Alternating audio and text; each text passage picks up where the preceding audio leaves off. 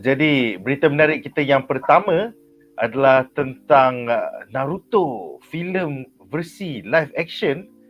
Jadi Naruto bakal diadaptasikan oleh studio Lionsgate di Hollywood menjadi filem versi live action.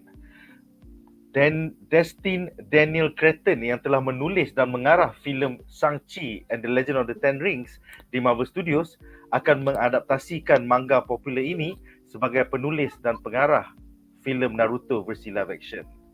Jadi Cretton telah menerima izin restu daripada mangaka Masashi Kishimoto untuk menjayakan adaptasi live action ini.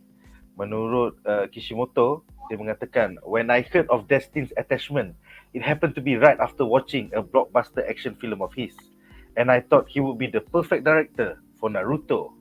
After enjoying his other films and understanding that his forte is in creating solid dramas about people, I became convinced that there is no other director for Naruto.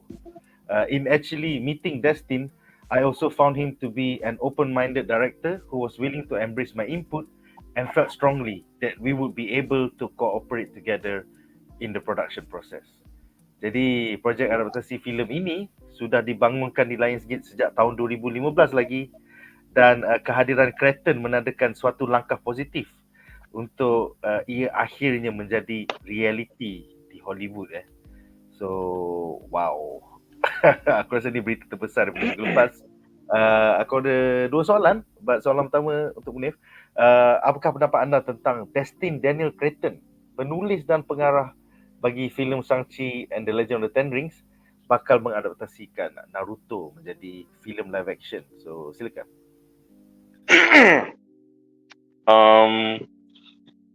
As with all orang kata anime atau manga punya live action adaptations, aku ada equal parts yang of course aku risau dan ada equal parts yang aku try to be a bit optimist lah. On the optimistic part, the involvement of Destin Daniel Cretton ni is memang yalah masuk dalam the optimist punya part lah.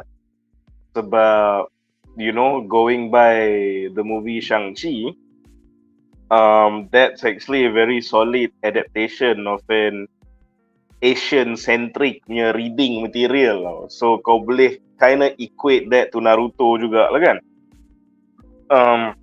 And the other good, and itulah I have to say, and aku personal opinion, maybe Shang-Chi is probably one of the best, if not the best MCU punya movie outing panjang phase 4, phase 5 ni pada pendapat aku. So his involvement Destin Daniel ni is memang, to me, we can chalk it off in the good news punya kategori lah. Cumanya kalau kena elaboratekan lagi, the other thing yang bagus pula, macam Nick cakap tadi, Kishimoto himself dah ada this conversation kan, dengan Daniel. Dia dah sembang dia, dah pick his brain, and then dia pun tahu Daniel pun is open to, you know, input from him apa semua. So yeah, again, you can chalk that off to also good news. Cuma aku ada persoalan lah, Kishimoto dia just macam tukang bagi restu ke is he involved as an executive producer ke apa ke? That's the question sekarang. So kalau setakat nak bagi setakat ni tak, dia bukan macam Oda dengan Netflix, Oda dengan Netflix untuk One Piece tu all the way, and Oda ada final say. Yang ni tak, yang ni lebih macam yang tak berjadi tu. Oda ada mana ya, kind of like that. So kalau nak sembang-sembang bagi restu je, then you know ada banyak IP Cowboy Bebop pun obviously kena with the consent of the creator kan. So even you know you have your other things like Death Note lah, macam Yu Yu Hakusho yang baru ni lah, even Attack on Titan pun semua lu so mesti dapat restu from the creators kan, but to varying results. Cuma yang kita tahu yang memang dapat restu and menjadi is when the creator is involved, which is Oda. So itulah bagi aku, Kishimoto punya perbualan dengan Destin ni, it's a good thing. Cumanya kita nak tahu what is his involvement in the production. So for the benefit of the movie, harap-harap dia memang lagi involved daripada sekadar just bagi restu lah. Okay. Apa ni? Waalaikumsalam. Oh, okay. Salam takziah, bro. Al-Fatihah.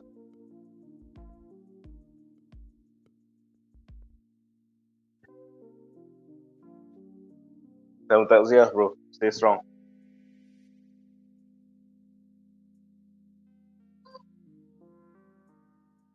Okay. So kita continue sikit. Macam yang aku cakap tadi, ya, Kishimoto kalau setakat bagi restu je, it's okay, good news, tapi it's still we've seen how restu tu tak membawa sebarang makna lah. Hopefully they involve with the production terus, so that remains to be seen. And the other reason untuk kita remain optimis juga, kita pun dah sebut beberapa kali, One Piece. Sebab kalau kau tengok One Piece, kalau nak banding dengan Naruto, is lagi tak masuk akal dan susah nak adapt. Kalau kau tengok the premise tu lah. So, kalau kau tengok Naruto, kalau tengok One Piece pun boleh adapted and jadi berjaya and highly rated among fans and newcomers yang tonton, then there's no reason kenapa Naruto pun tak boleh jadi best. Lagipun kalau kau tengok tu Naruto, especially masa zaman Naruto before Shippuden lah, time dia budak-budak tengah nak jadi chunin exams apa semua kan, it's basically Asian Harry Potter. And we know Harry Potter was done well lah, ramai suka kan. So kalau they go in that direction, I don't see why this has to stop. So ni soal the optimist punya faktor lah. Tapi kalau aku nak cakap pasal aku punya kerisauan pula sikit, just nak tambah sikit, is that a few things lah. Kalau ni Hollywood adaptation, then kau nak fikir, will they insert benda-benda woke ni into the movie kan? Dia ada some gender flipping ke, race switching ke apa ke. So yang tu remains to be seen, apa akan jadi. Tu banyak sangat ke kurang ke tak ada woke ni input dalam ni, hopefully tak ada. And then it's also the matter of, walaupun kalau dia orang earnestly nak adapt Naruto into a Hollywood live action untuk tontonan global, satu benda yang Naruto ni susah pula kau banding dengan One Piece, dia lagi banyak macam Japanese punya cultural references tau. And sometimes benda tu tak masuk akal kalau translate macam tu a Hollywood or macam global punya audience tau. Aku bagi contoh kau paling simple lah. Bila kau tengok anime tu, yang Naruto lo, one of the slogans dia kata date bayo kan, date bayo tu macam cayok, let's go, let's get some kan, macam tu kan. Tapi bila dia nak translate into the English dub for the anime, dia macam benda date bayo, dia macam tak ada direct English translation tau. So last sekali Naruto macam believe it. So macam slogan MLM pula, memang bodoh gila. So orang cakap tak rasa dia benda tu macam cool in Japanese, dia jadi benda yang cringe lah. So Naruto sikit believe it, benda kau cakap. So dia ada some cultural things, some of them punya jokes, characterization. So itu dia benda-benda cultural macam ni. It's gonna be a challenge untuk translate it earnestly. So they definitely have to make changes itu. The other thing I'm concerned is that budget juga. Sebab aku imagine this whole thing is going to be green screen tau. Sebab dia punya fantastical punya ninja steampunk punya cities. Lepas tu dia punya fight, dia macam Rock Lee je lawan guna taijutsu tau. Yang lain-lain yang pakai ninjutsu, genjutsu semua dah bukan-bukan lah dia punya fight tau. So the budget needs to be high. And kalau kita tengok what the Avatar live action did, they did quite a good job lah. Avatar live action yang baru lepas bukan 2010 yang Netflix So effect bending dia semua memang cantik. So I imagine they still needs to have a conversation with the guys yang buat the effects and fight for Avatar Last Airbender ni, and some incorporate that into the visualization of the punya jutsus. So yang tu another thing. And the final thing yang aku rasa paling mencabar or susah nak optimis pasal Naruto live action ni, yang benda ni paling critical lah, is that they definitely are going to make this a movie tau, or at least berita yang kita dapat so far lah. Sebab kalau kau tengok track record, rata-rata yang jahanam tu, anime adaptation ni memang movies. Sebab dia nak adapt IP yang dah ada berpuluh-puluh arc, yang dah ada sedozen saga, yang ada beratus-ratus episod. Kau nak cram into 2-hour movie. So jadilah macam Attack on Titan. Jadilah macam itulah, even segala Ghost in the Shell lah, what have you lah kan. Dia takkan se-nuance as the original anime or manga kalau kau nak cram it into movie. The only movie bagi aku lah yang really pull it off is Rurouni Kenshin, Samurai X. Adaptation yang tu je yang jadi movie memang kena, and itu pun dimudahkan by the fact that it's done by Japanese studio, and at the same time dia punya premise tu tak gila. Premise dia just period punya filem lah. Dia pasal samurai zaman dulu tu. So dia nak adapt dia senang. So untuk benda-benda macam Attack on Titan, Naruto, this fantastical setting with the crazy plots yang banyak benda tengah bergerak serentak, aku tak tahu if it's a good idea kalau kau buat benda ni movie. Yang kata segila-gila premise One Piece pun, and they managed to pull it off pun, is as an 8 episode series. Aku rasa kalau dia buat movie jahanam, One Piece akan jahanam as a live action movie. So tu macam si Zack ni sebut, and aku agree. Aku pun tengok Yu Yu Hakusho, not bad. Aku quite suka the series. Dia done quite faithfully, tastefully. Action dia pun memang pack and memang best. Itu pun ada orang komplain cakap dia sangat rush, which aku agree. Dia macam the Dark Martial Arts Tournament tu habis, dia pada cram habis semua. So, and itu dia buat series tau. Itu dia buat series, and orang still kata cram. So macam mana kau nak buat Naruto movie? And Yu Yu Hakusho tu premise dia jauh lagi simple ke Naruto. It's just real life. Cumanya ada spirits datang menceroboh dekat real life. Naruto is a whole different laws, whole different world, whole different history, whole different background. Banyak gila characters. Lepas tu kau buat macam 2-hour movie tau. So dalam banyak-banyak benda yang aku cakap pasal the pros and the cons, benda aku optimis, benda yang aku tak apa optimis, benda yang aku paling risau sekarang is the fact yang benda ni bukan series. If this thing has a chance to succeed, it's as a series. As a movie, sangat risau. Betul, aku setuju. And ultimately I think the worry of ramai fans ialah jangan jadi macam Dragon Ball Evolution. Itu movie lah tu. Tengok tu. Movie lah tu. Yet another example. Yet another example. Orang dengar Hollywood je, Hollywood live action anime, Dragon Ball lah. People otak dia orang. Sebab kau tengok macam and nak cakap pasal Naruto ni pula, dia punya length tu comparable only to maybe macam Tower of God dengan One Piece tau. Kau cakap pasal dia punya length, dia pun habis dekat 700 plus chapters tu. So there's no way kau boleh adapt the entirety of Naruto punya story and dia punya beratus-ratus characters into 2-hour punya movie. Then that begs the question, they must adapt an arc. So which arc yang kau nak pilih? And then depending on which arc yang kau pilih, dia susah sebab banyak character development tu setelah arc ketiga, 4, 5, 6 baru nampak dia jadi the character that we know and love. Macam kalau kau suka Naruto kan, aku rasa the first 3, 4, 5 arcs dia memang bangang kan. Memang menyampah gila dia, bratty, annoying, dah lah tak terror. So macam takkan kau nak terus pergi ke arc number 5 contoh tiba-tiba kau adapt dari situ. Then what happens? The context from 1, 2, 3, 4. Tak pun kau adapt okay from the beginning, kau start from arc 1, tiba-tiba Naruto dah fully develop, matang, terror apa semua. Then you kill the character growth.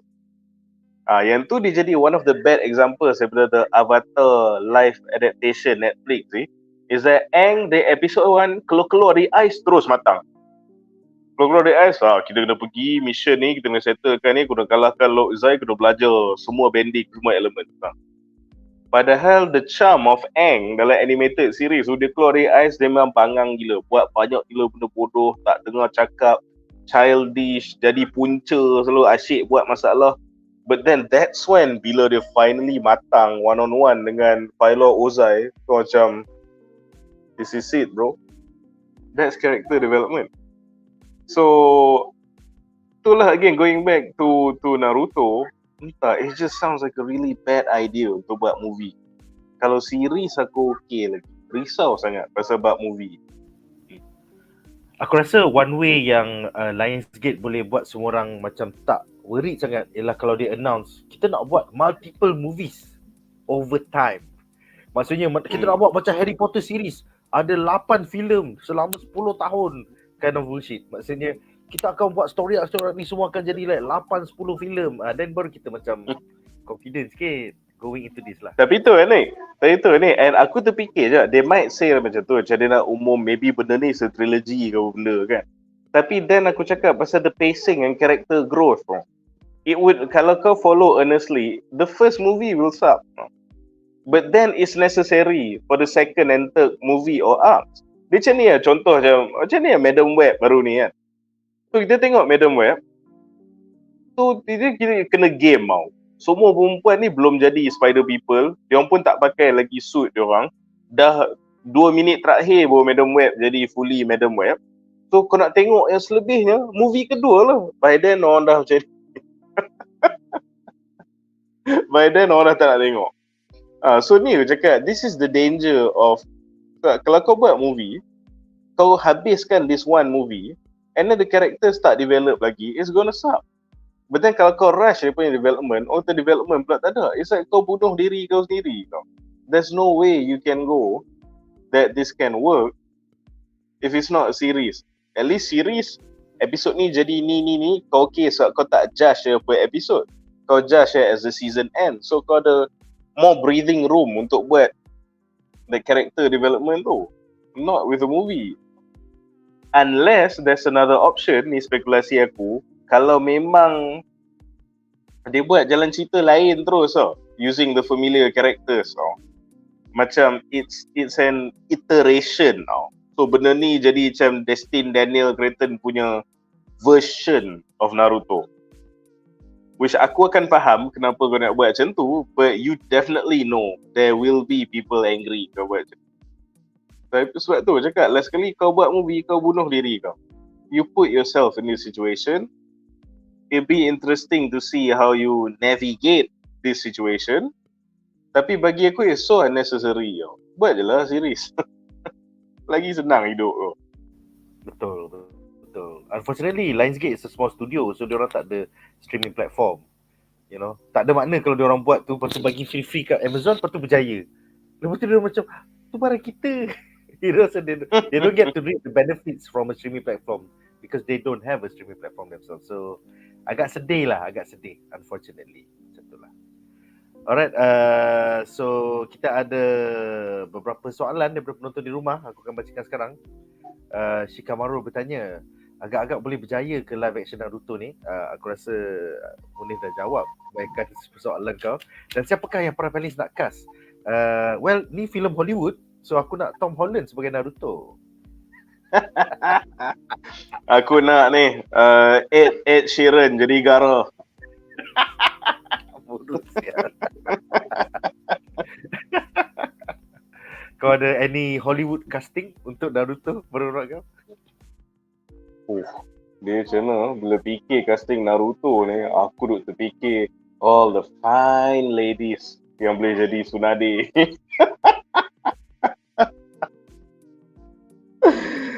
Dia ada 2 kriteria penting di situ. So itulah. Tapi tu aku tak tahulah, macam dia lagi satu kan aku tadi sebut. Bila kau nak adapt dia earnestly pun, takut dia very jaring. Pasal apa? Sebab let's take the freaking main character. Okay? Dia kau ninja in this Asian centric fantasy. But then kau nampak like a 12-year-old blonde white boy in an orange jumpsuit. So, siapa yang kau nak cast tu? Siapa yang kau nak cast that dia takkan nampak pelik, and then dia ni pula kena counter pula in a sea of all these Asian looking people. Stand out like a sore thumb kalau kau nak cast accurately pun. So tak tahulah. Cakap aku tak, kau tengok aku dah beritahu dari sini kau boleh ingat benda yang aku cakap When the casting news for this movie keluar, orang akan mengamuk. Confirm. No one will be happy. No one will be happy. Ada yang kata whitewashing, ada yang kata ni. Kalau dia buat casting macam Avatar The Last Airbender, maksudnya dia betul-betul cari orang Asia, orang yang Pan Asian, I think it can work. But betul, that's Japanese American ataupun Korean American, Chinese American. Ya, macam itulah.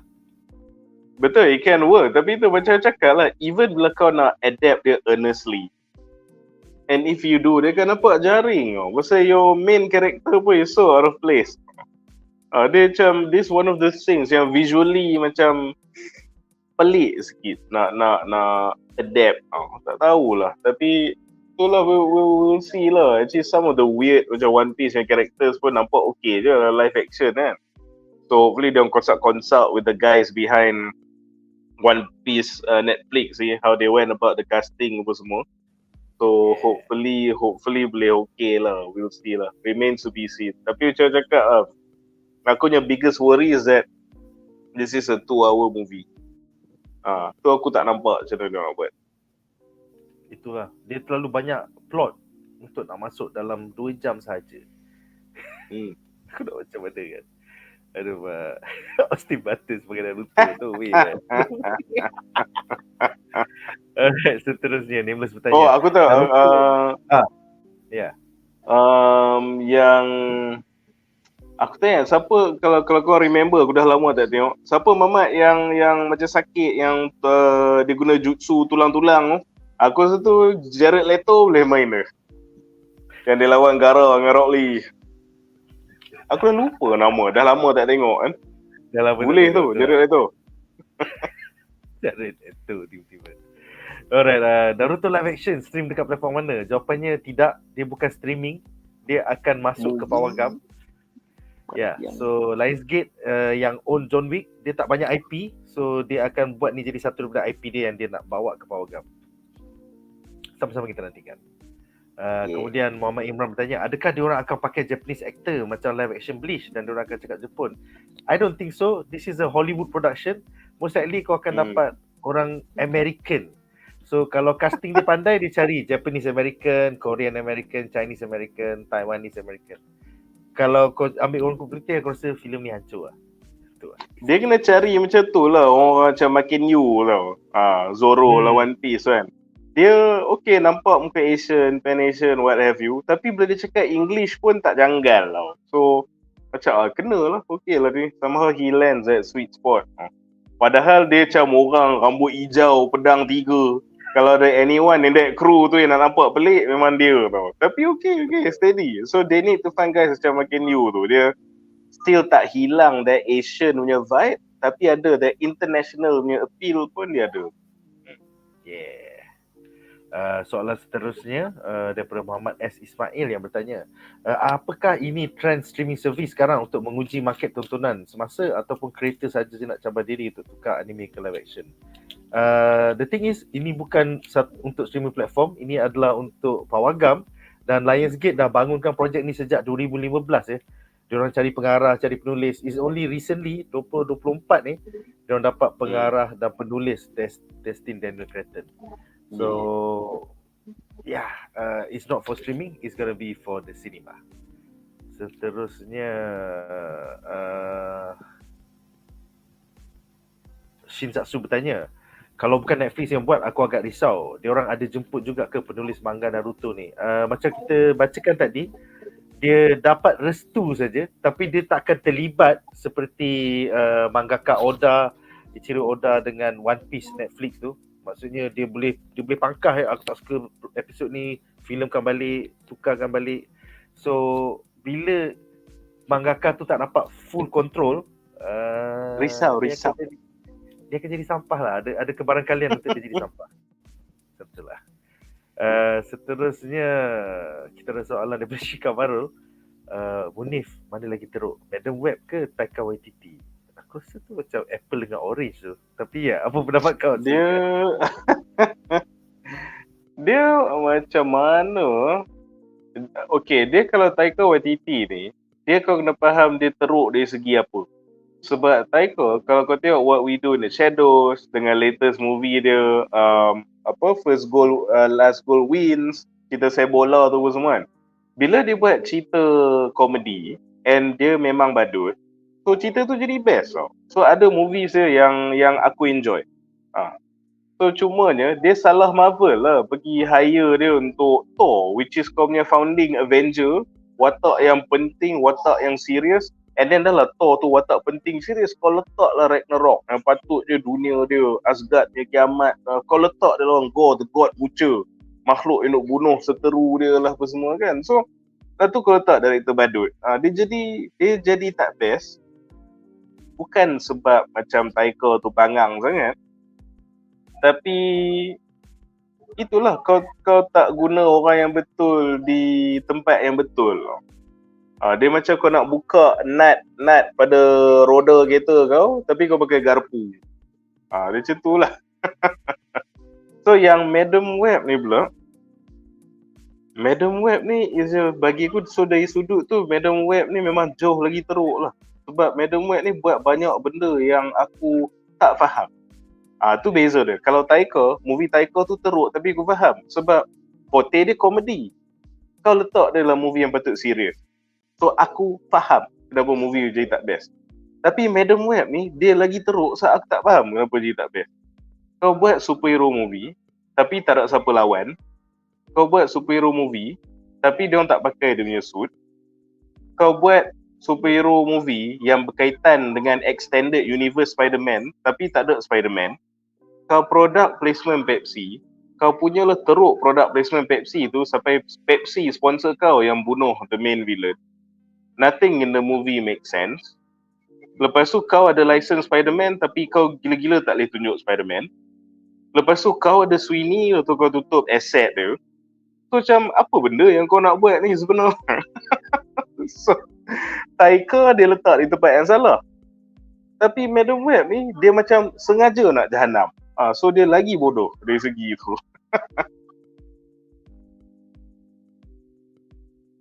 Alright, soalan seterusnya adalah nak tanya Nick dan Munif, korang suka tak Avatar The Last Airbender Netflix series? BuzzPop akan berdata series ni. Sebenarnya aku tak tonton lagi pasal series tu keluar masa aku bercuti. So aku tak sempat lagi tengok. So Shogun pun aku tak tengok lagi, Avatar Last Airbender pun aku tak tengok lagi. And aku tak pernah tonton the original cartoon pasal masa tu aku dah dewasa dan mula bekerja. So aku macam budak-budak ni semua macam oh my god, it's the best. Tapi I never grew up with it, so aku tak faham. So apa pendapat kau menonton Avatar and grew up with Avatar? Silakan. Dia kalau kau tanya aku lah, aku agak berbelah bagi pasal live action ni. So overall aku rate dia 6.5 out of 10 macam tu. So macam it's not bad, it's not a bad adaptation. It's not great juga, macam okay lah. And itulah pasal visual dia memang zero complaint. Casting dia for the most part tak ada complaint. Fighting dia, bending dia semua memang again visually translated, memang cun. Tapi dia banyak essence of the show tu hilang. Dia macam Sokka tiba-tiba dah matang, Aang tiba-tiba dah matang. Lepas tu Katara pula macam tak ada perasaan. Lepas tu tempat part-part yang aku berkaca mata tengok masa dalam animated dia, boleh tengok ni macam tak rasa apa pun. Lepas tu cerita dia sangat rush. Dia cram the whole of season 1 tu dalam beberapa episod ni tu. So aku macam ada part yang okay, ada part yang tak apa nak okay. So aku bagilah dia rating above average. Tapi this is a hot take tau. Aku bagi tahu sekarang. Aku tahu maybe ramai takkan setuju dengan aku. Tapi aku rasa benda ni sangat mainkan peranan. Kalau Avatar 2010 Shyamalan tu tak pernah wujud, orang takkan suka sangat this adaptation. Percayalah cakap aku. Sebab orang bagi aku lah overhype dan cenderung untuk suka adaptation ni sebab you need it to be good. Selepas apa yang Shyamalan buat in 2010. Sebab and lagi pun dulu kau dah ada benda lagi teruk. So kau macam orang panggil comparative bias tau. Kau dah ada benda lagi teruk. So benda ni of course better daripada Shyamalan yang adaptation. So di situ skor dia dilonjakkan sikit bagi orang ramai, aku rasa. Aku genuinely rasa kalau yang Shyamalan tu tak wujud, kau takkan rate this series as highly. Sebab bagi aku dia average. Many things could have done better. Walaupun they did a lot of things betul, correct juga. So kita dapat jawapan daripada fan Avatar The Last Airbender. Semoga terjawab soalan kau Faris. Lepas tu kita ada 2 lagi soalan. Soalan seterusnya adalah soalan off topic. Penis pernah baca tak komik Young Animal daripada DC Comics oleh penulis dan rockstar Gerard Way? Personally aku tak pernah. Tapi aku lagi suka Umbrella Academy, nukilan Gerard Way, because it's so mind-blowingly weird. So aku tak pernah baca Young Animal. Munif, kau sempat layan tak? Young Animal Aku sama lah. Tak pernah. Sebab aku pun yang Gerard Way, here's the thing. The fact yang macam aku dapat tahu pasal Umbrella Academy pun aku dah macam what? Bila masa si My Chemical Romance ni buat komik. So that's the extent of yang aku tahu dia punya penglibatan dalam dunia komik lah. So aku tak pernah baca macam Nick juga. Tapi this is interesting lah. So aku anggap ni je satu recommendation daripada kau lah. So aku tulis siap-siap ni. Aku akan check it out. Young Animal macam menarik. Okay, thanks bro. Daripada DC Comics Young Animal, published by DC Comics. Gerard Way. Kalau Sean boleh layan, terbaik. Yeah, check it out. Alright, seterusnya kita ada soalan. Adakah mereka akan langkah terus ke Naruto Shippuden? Mereka buat Naruto masa remaja. Kita tak sure, because the announcement was just a in production announcement announcing bahawa pengarah dan penulis Destin Daniel Cretton daripada Shang-Chi bakal mengarah dan menulis skrip untuk Naruto. So casting pun tak lagi. So he just got announced as the writer. I don't think he even has the script yet. So sama-sama kita nantikan any updates daripada projek ni. So BuzzPop akan cover, don't worry, all the way sampai ke Power Gum. Dia kalau aku nak speculate ni something interesting untuk korang fikir-fikirkan What if betul dia buat dia langkah terus ke Naruto Shippuden? Sebab macam aku cakap lah, kau buat movie, kau kena cram benda ni. Dia definitely akan cram benda ni. So what if salah satu cara dia untuk make it work is that dia adapt Naruto Shippuden, tapi kemana perginya dia punya character development lah apa yalah, sebab dia punya whole childhood journey tu hilang kan kalau terus langkah ke Shippuden. What if we see the young Naruto in flashback? So kisah dia masa muda tu, the lessons they learn masa muda tu tantah akan datang as flashbacks kepada Naruto yang Shippuden punya version. I'm pretty sure kalau bukan ni end product, they must have discussed this juga as one effective way untuk cramkan the story kan. So yang Naruto tu akan muncul as flashback. Maybe. I think that's a nice way to tell the story juga. Supaya kau tak start daripada beginning, kau boleh lompat-lompat in time. Pretty cool. Alright, soalan terakhir untuk segmen ini adalah BuzzPop Ramadan nanti akan live macam biasa ke? InsyaAllah kita akan live seperti biasa 9.30 malam selepas habis tarawih. So yes, selamat berpuasa guys mulai minggu depan. And kita akan cuba sekiranya ada kelongan waktu di antara panelis lepas tarawih kita akan buat live. Don't worry. Alright guys, so dengan itu berakhirlah segmen pertama kita dan sekarang kita akan ke topik menarik kita yang kedua. Fantastic Four casting news. Pada Valentine's Day tahun ini, Marvel Studios telah menggemparkan internet apabila mereka mendedahkan barisan pelakon rasmi bagi filem Fantastic Four, di mana diumumkan bahawa Pedro Pascal bakal memainkan watak Reed Richards aka Mr. Fantastic, Vanessa Kirby sebagai Sue Storm aka Invisible Woman, Joseph Quinn sebagai Johnny Storm aka Human Torch, dan Yvonne Moss-Bachrach sebagai Ben Grimm aka The Thing.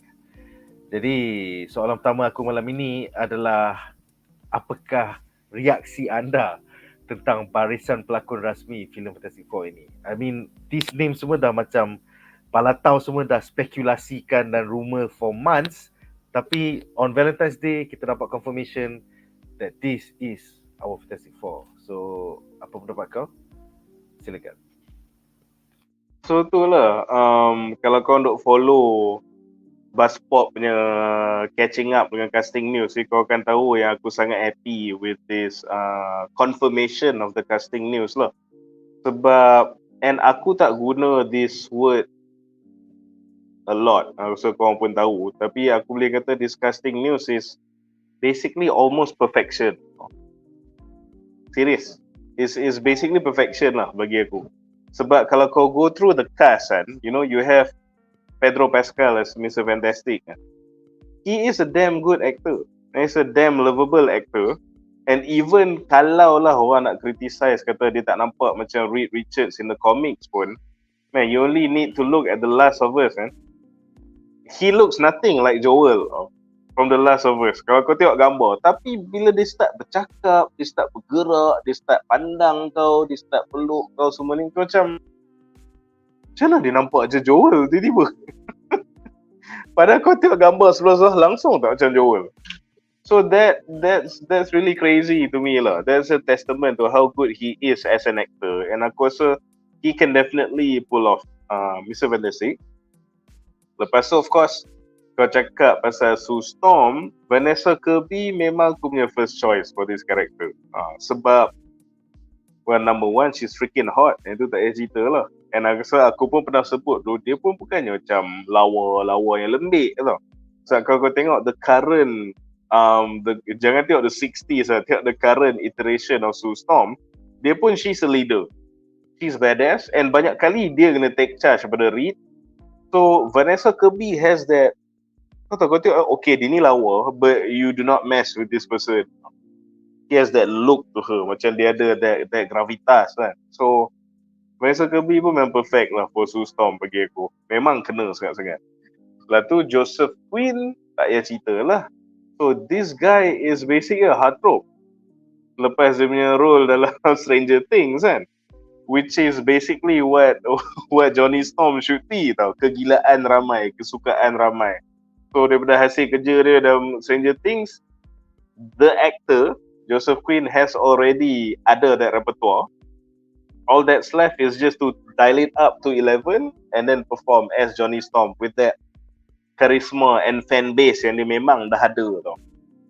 And then last kali bila kau tengok pula Yvonne Moss as Ben Grimm aka The Thing, yang ni pun aku tak pernah sedar, tapi bila disgusting news keluar, then aku realise I actually see it tau.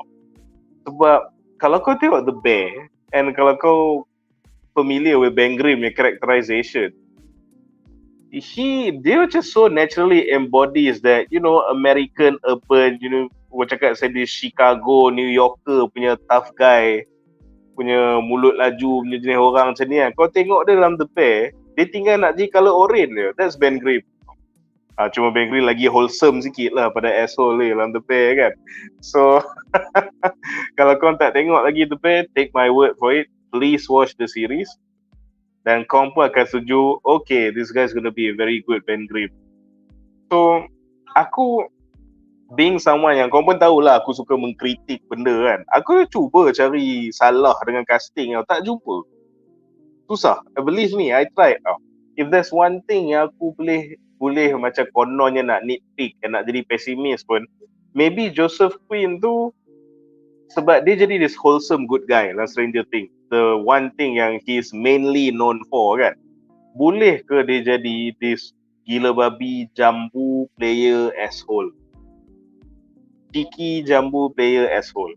Boleh ke tak? He's a good actor. Aku tak doubt dia boleh buat. Tapi ni macam kata ni nitpick. Kalau aku nak nitpick pun boleh lah Joseph Quinn jadi that player lah kan. Boleh ke tak? So that be interesting to look at.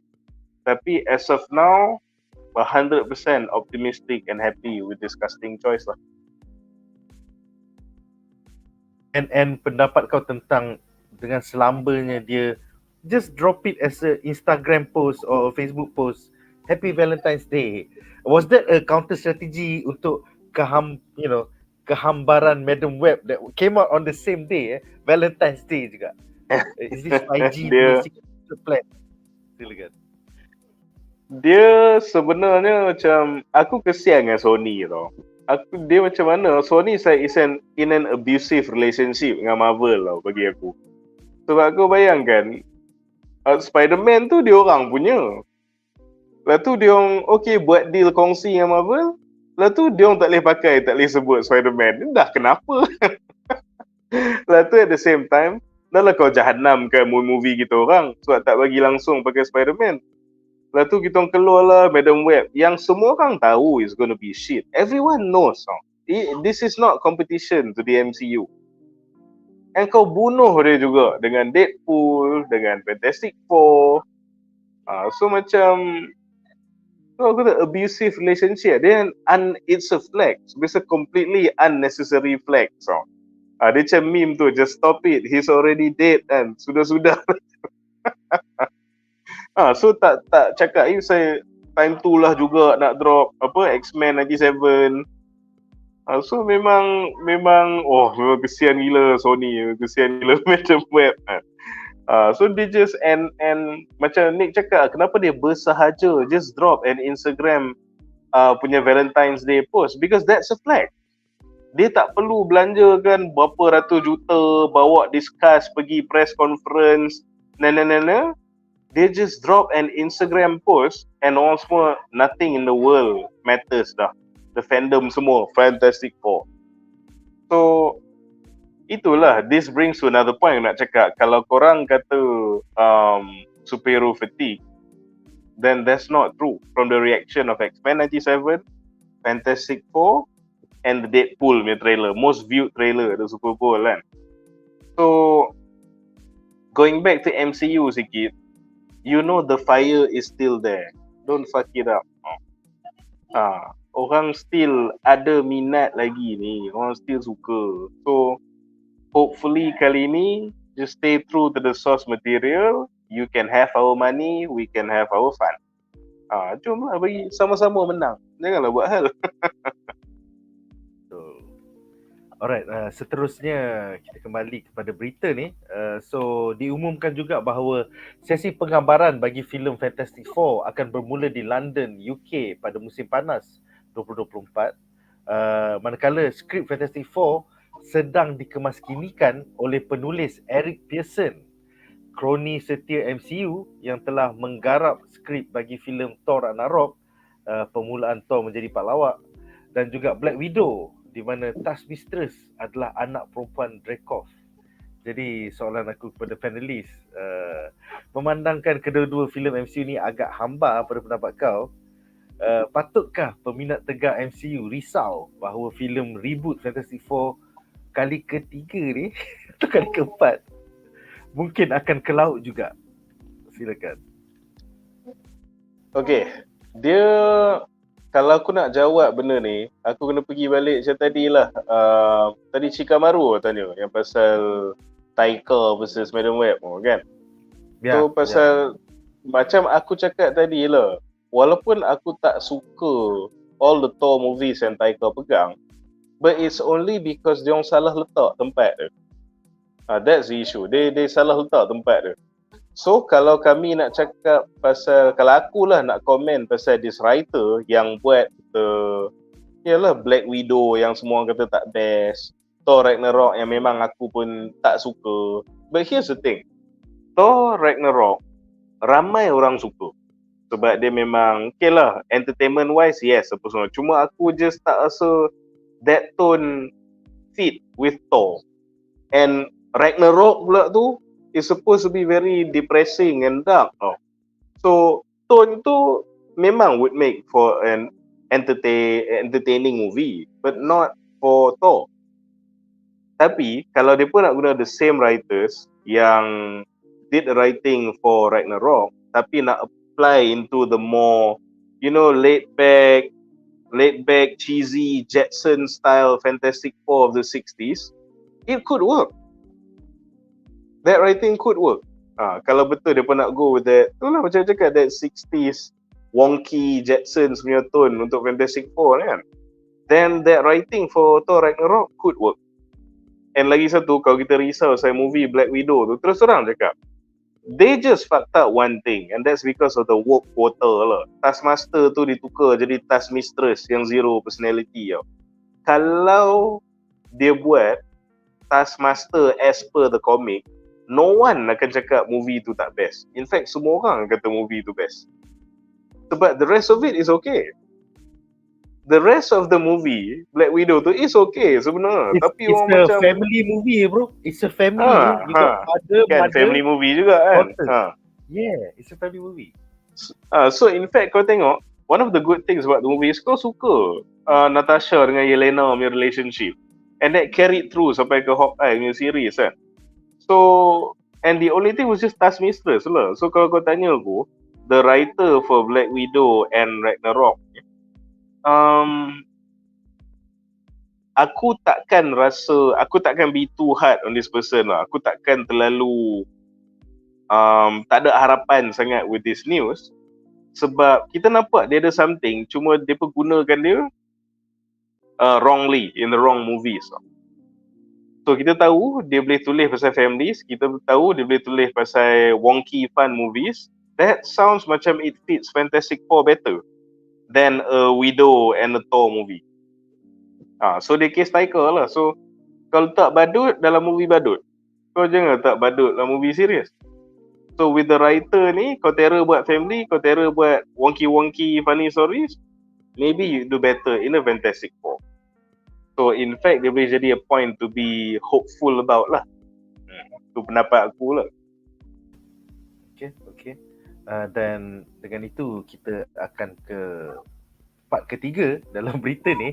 So kalau kau tengok dekat overlay ni, kita ada satu gambar which is the original announcement tu. Dan kita nampak menurut spekulasi netizen pala tahu, filem Fantastic Four akan berlangsung pada tahun 1963 sebab dia adalah berdasarkan majalah Light Magazine yang sedang dibacakan oleh The Thing. Muka depannya memaparkan isu yang diterbitkan pada 13 hari bulan Disember 1963. Isu ikonik di mana naib Presiden Lyndon B. Johnson telah mengambil alih sebagai Presiden Amerika Syarikat selepas John F. Kennedy terkorban pada bulan November 1963, kena assassinated. Jadi filem Fantastic Four juga dipercayai oleh netizen palatau bakal mempunyai vibe santai ala-ala tonal siri komedi It's Always Sunny in Philadelphia. Kemudian mungkin melibatkan elemen multiverse ataupun time travel ataupun negative zone bagi menjawab kemanakah Fantastic Four telah menghilang sejak tahun 1963. Kemudian ia juga diura-urakan akan elak origin story dan terus fokus kepada kumpulan Fantastic Four sebagai pengembara multiverse yang aktif, seperti taktik yang digunakan oleh Spider-Man Homecoming yang juga mengelakkan origin story Spider-Man. Jadi soalan aku adalah untuk Munif dan juga Duan. Welcome back Duan.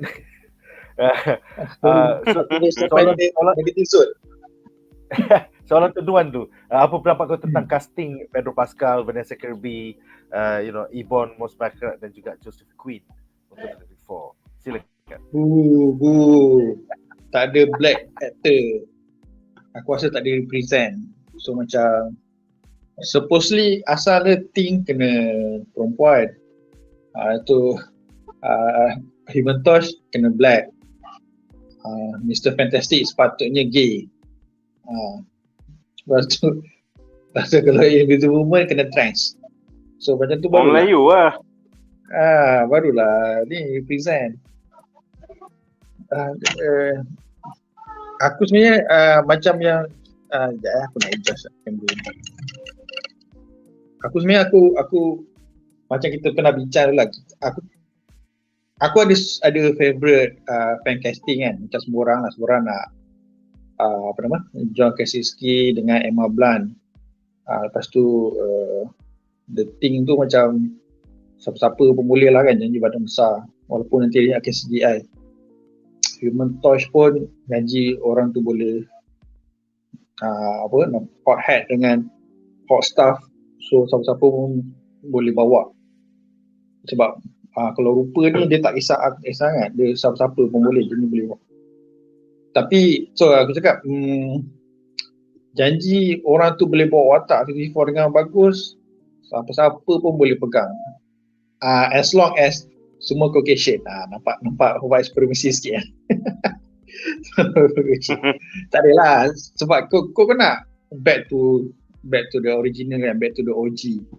Semua pun memang Caucasian kan. So you make it right lah. Kau pun dah banyak belajar daripada kes-kes sebelum ni, semuanya tak jadi.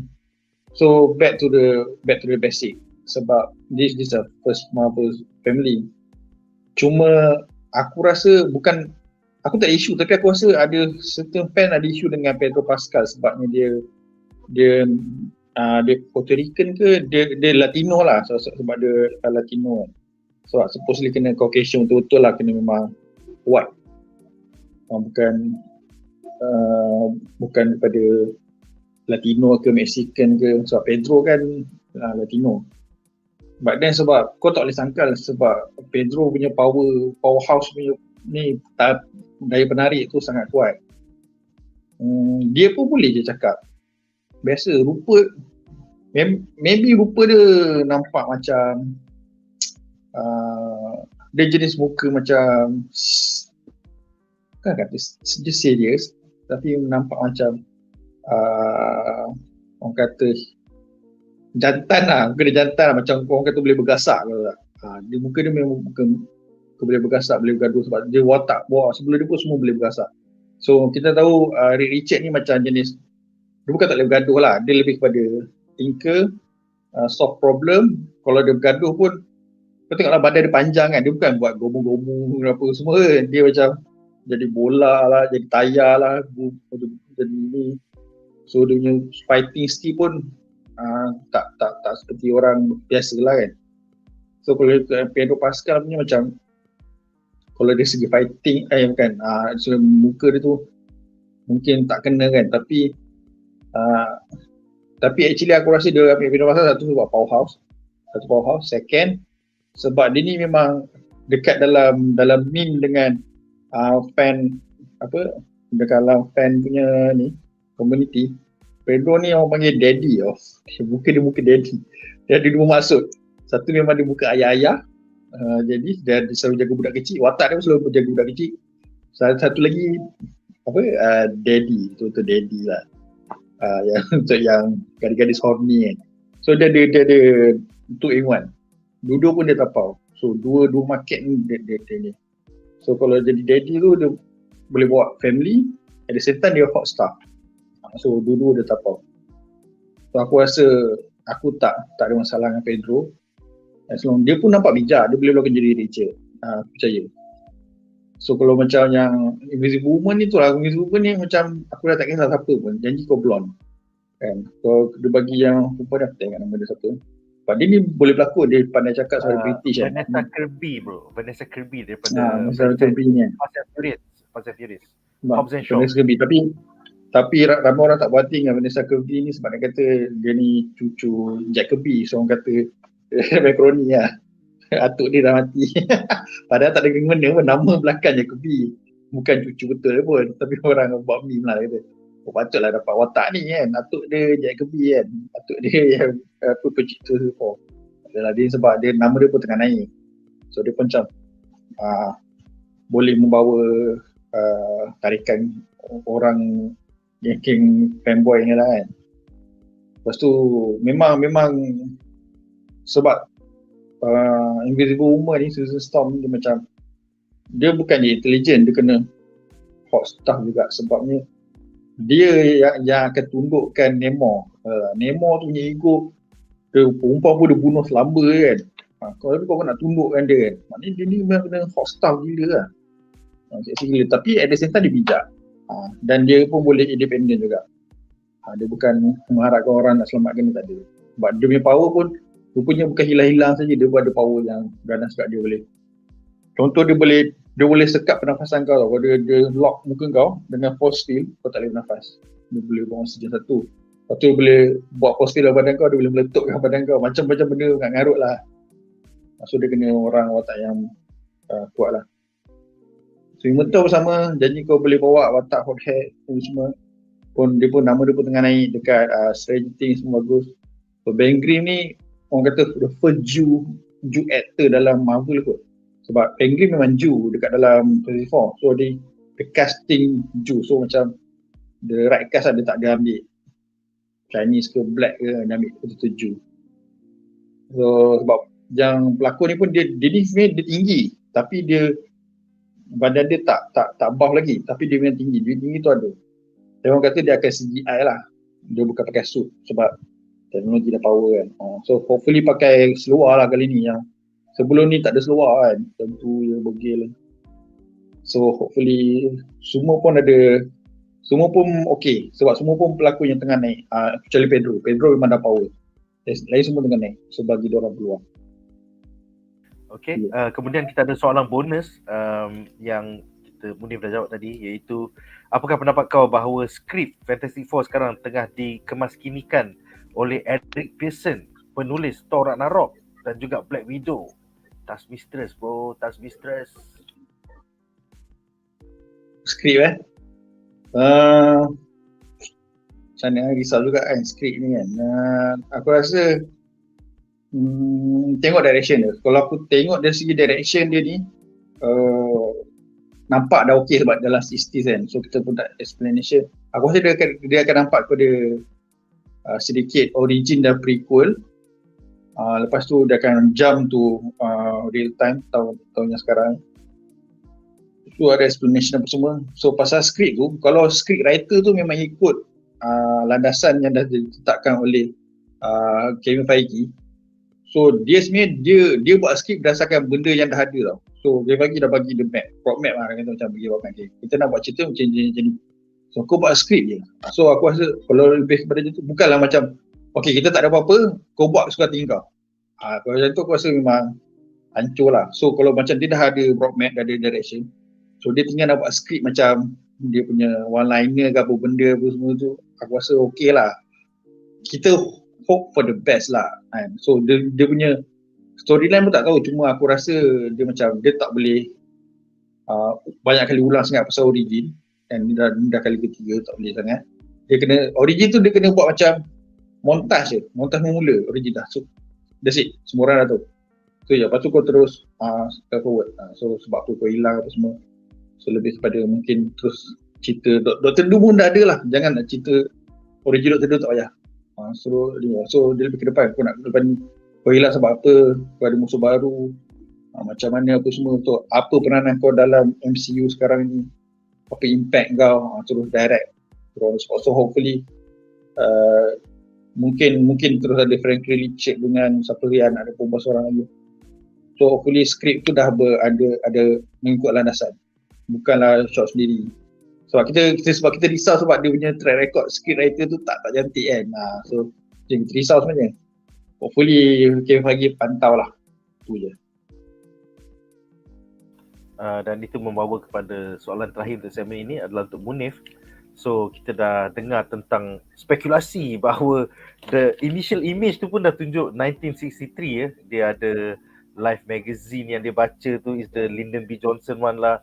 And then gambar astronaut, the thing tu is a classic pose daripada the Apollo missions back in 1961. So wouldn't it be cool kalau since komik Fantastic Four pun keluar pada tahun 1991, nukilan Jack Kirby dan Stanley, wouldn't it be cool kalau MCU punya adaptation nanti they are astronauts in 1961 and the film starts around 61-63 and then it jumps to 2025 in MCU timeline because they are stuck in the negative zone ke, they are stuck in the multiverse ke. So your thoughts about the film bermula di 1963 kemudian lompat ke 2025. Silakan. First of all, memang macam kau cakap lah, it's bagus sebab this is also a homage to when Fantastic Four started kan. Dia nak pilih the 60s punya era tu. So ada some historical significance itu. Lepas tu it's bagus juga kalau dia guna the origin of the Fantastic Four, which is dia punya space mission tu, pun jadi the excuse of why dia pun tak pernah involved with the MCU lah. So 2 in 1. So macam origins and narrative wise kenapa kita orang tak pernah terlibat, disettlekan dalam satu plot point, which is dia punya exploration punya angle tu lah. And this is good sebab as we know, bila kita tengok Eternals pun dulu, ramai yang tak puas hati dengan sesi punya penjelasan yang tolong ni Arisham tu kita jangan involve tu, you know, benda-benda deviant je baru kita involve. Tapi benda-benda yang sampai jahanam separuh dunia semua mati, kita orang tak involve. So some people memang kata that excuse is weak.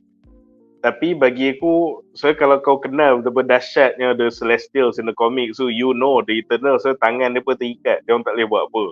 Cuma kelemahan movie Eternals tu pasal they didn't show, they just tell. Sesi just cakap mulut je kenapa kita orang tak datang kan. So the good thing is Fantastic Four, you can actually show the Fantastic Four pergi on this expedition, sampaikan dapat power mereka because of the expedition, make a scene out of that, stuck in whatever the negative zone ke apa, so barulah lagi orang boleh terima justify, oh sebab ni these guys tak ada throughout the 10 years of MCU. Kau show, kau bukannya Sue Storm je cakap mulut, kita orang tak ada dalam 40 tahun ni kita orang terperangkap, tak, kau tunjuk siap dia siap dapat power dalam tempoh kehilangan dia orang tu. So this is a very very good way to start lah bagi aku. Cumanya kalau cakap pasal the premise of mana dia pun nak set up this Fantastic Four and what direction they gonna go, aku punya kerisauan bukan pada bila, but aku punya kerisauan is pasal time juga, in the sense yang how long in the story of Fantastic Four ni, you know, yang dia nak adapt sebenarnya. Sebab kalau kau baru nak set up a Fantastic Four, dia ada banyak benda yang kau kena sentuh lah. Macam, you know, you have to talk about Doom, you have to tunjuk pasal dia punya bonding, you have to tunjuk pasal, you know, dia pun at least ada lawan dengan Mole Man ke, some third tier villain ke benda ke. Then kau dah tunjuk sepanjang dia pun time lost, terperangkap in whatever dimension tu apa berlaku, takkan duduk je. And then kau kena explain mechanism of how they return and then how they adapt once they return. Macam mana dia pun catch up dengan the modern world before dia pun start berlawan balik with the present day threat. So aku tak kisah dia start in the 60s. I don't care about the time in that sense, tapi the time yang aku concern about is the length of the contents yang mereka kena ada in this movie. So macam mana dia nak susun benda tu. Tapi kalau aku again nak optimistic, aku rasa ni speculation lah, masuk speculation ni territory sikit. Aku rasa they are probably looking at this particular Fantastic Four punya story tau, which is titled, a comic series titled Life Story of the Fantastic Four, which was out in 2022. Masa 2022 dulu, there's a Fantastic Four story yang bertajuk Life Story. So Life Story ni dia chronicle semua daripada origin Fantastic Four sampai dia punya most famous feats lah. So dia tunjuk daripada penubuhan dia orang, daripada the accident that give them the powers, Dr. Doom, and then dia punya epic showdown dengan Galactus witnessed by the whole of Earth kan, with the Silver Surfer apa semua tu. And this comic memang chronicle dia orang, and it starts when? From the 60s. Sebiji macam premis yang cakap untuk movie ni, kita speculate for the movie kan. So comic Life Story tahun 2022 ni, dia start daripada the 60s. So masa 60s dia cerita origin lah. Lepas tu komik tu dia masuk ke era 70-an. Sini dia sembang pasal relationship dengan Doom. And then 80s, 90s with the Galactus apa semua tu. So I have a feeling yang dia mesti refer to this particular Fantastic Four punya comic arc untuk mereka come up with the premise for the Fantastic Four movie. Sebab tu aku rasa spekulasi kata dia pakai set in the 60s tu memang betul. That's how the life story comic book started. And life story ni kalau kau ikut komik ni, kalau kau baca korang tahulah dia macam dia cerita saya sejarah Fantastic Four tapi padat tau. Somehow it works tau. Dia intertouch present day dia pun tengah buat apa, tapi dalam flashback ke dalam panel belakang ke tunjuk dia go through ni, kenal Iron Man, jumpa Black Panther, dia macam memang cantik lah. It's actually one of the more beloved Fantastic Four punya comic series. And it's done so well. Dia cerita habis semua memang sangat kemas. Kalau dia orang bijak, they should refer to this to make the movie. Okay, so tu pendapat aku on the premise lah. Tapi kalau aku nak masuk again ke teori spekulasi sikit, aku ada pendapat pasal the negative zone punya mechanism tu. Macam aku cakap, aku agree. Buat mereka hilang, and dah lah hilang, dapat powers mereka and tunjuk semua benda tu jadi, is the best way to explain kenapa dia orang tak ada sepanjang, you know, MCU ni berjalan. But I don't think you should introduce a negative zone, or at least not yet. Sebab apa? Kalau kau tengok MCU phase 4, phase 5 dah cacau merbel tau. Kau ada multiverse, kau ada dunia TVA outside of time, kau ada Yggdrasil yang Loki dah pegang semua pohon-pohon tu, and then kau ada that void at the end of time yang ada Elias tu, lepas tu kau ada Wanda duk dream hopping, pindah between the multiverse dengan Doctor Strange punya hal lagi, dengan multiverse yang dalam Spider-Man No Way Home, lepas tu apa lagi? Lepas tu macam ada half sebut incursions, and then tunjuk Kang punya you know, Chrono Palace dia lah, and dia punya stuff at the end of time lah, apa semua. So, dia macam banyak sangat all this realm, all these multiversal areas, all these alternate realities, and dia banyak sangat benda, and dia macam barely connected to each other tau. So, aku tak apa suka kalau kau tambah yet another thing just to be another mess in the big pile of mess tau. Aku rasa moving forward, especially using the Fantastic Four and even Deadpool, you need to tie back some of this shit yang kau dah tabur kan throughout phase 4 and phase 5. Use what you have, link them together, make it work. So kalau aku boleh cadangkan something to maybe Kevin Feige kan, how I would do it is that instead of buat dia orang tersadai dekat negative zone, I would use a quantum realm. Sebab apa? Dekat quantum realm, kau dah set up. Yang tu satu. So bila orang tengok quantum realm, orang tak pening. And secondly, kau akan buat something yang phase 4 and phase 5 tak ada, which is continuity. Kau boleh link Fantastic Four ni immediately kau boleh link to Quantumania and the Ant-Man movies tau. Without much effort, kau dah, sebab kau nak Fantastic Four ni hit the ground running dalam the world yang MCU dah bina kan. Immediately kau dah sesat dalam quantum realm, kau dah nampak connection dengan ni tu apa semua kan. Lepas tu the best part about kalau kau buat dia orang tersadai di quantum realm is that kalau kau tengok dalam Ant-Man and the Wasp, apa jadi pada Janet? She got superpowers. Sebab dia irradiated dengan quantum realm. Betul. Dia dapat powers. And dia time. panggil literally Time is different. So satu, time is different. You can explain why they still look hot walaupun dah 40-50 tahun in the quantum realm. Itu satu. Secondly, as Janet Van Dyne tunjuk dalam Ant-Man and the Wasp, dia dapat powers aka quantum energy sebab dia trap dalam the quantum realm tu. And kau bayangkan Janet Van Dyne terperangkap dalam quantum realm in 1987. Dia dah dapat quantum energy manipulation. Kalau geng Fantastic Four ni trap from the 60s, is it so weird power dia pun manifest into something yang lagi crazy? So and something yang macam The Thing tu memang dah wujud dalam Quantumania kot. Macam Mama dah ada lah apa. Yeah, so this is established dalam MCU punya law. Dia ada time dilation dalam the quantum realm. Dalam quantum realm, long exposure akan memberikan kau powers. Janet Van Dyne 1987 dapat quantum energy manipulation. Fantastic Four duduk situ from the 60s. tak terkejut lah kau jadi batu, kau jadi api, kau jadi stretchy, kau duduk itu lama gila kan. And here's the best part. Macam mana kau nak explain, dia orang duduk kat quantum realm lama, katalah Fantastic Four, Feige ikut idea aku, dia duduk quantum realm 40-50 tahun. Then kenapa, and macam mana dia orang finally dapat balik to Earth 616 lah. How? Tenang je, after Quantum Mania and after TVA and Loki handle all the Kangs, the Kang punya teknologi at the end of Quantum Mania just tinggal abandoned dan berterabur dekat dalam Quantum Realm. It's no surprise kalau the Fantastic Four datang, Reed Richards reverse engineer tech yang rosak tu, dia pun dapat replicate balik Kang punya time machine untuk keluar balik into the real world. So it's all dah set up situ cantik. Just make them stranded into the Quantum Realm, settle. And here's the best part.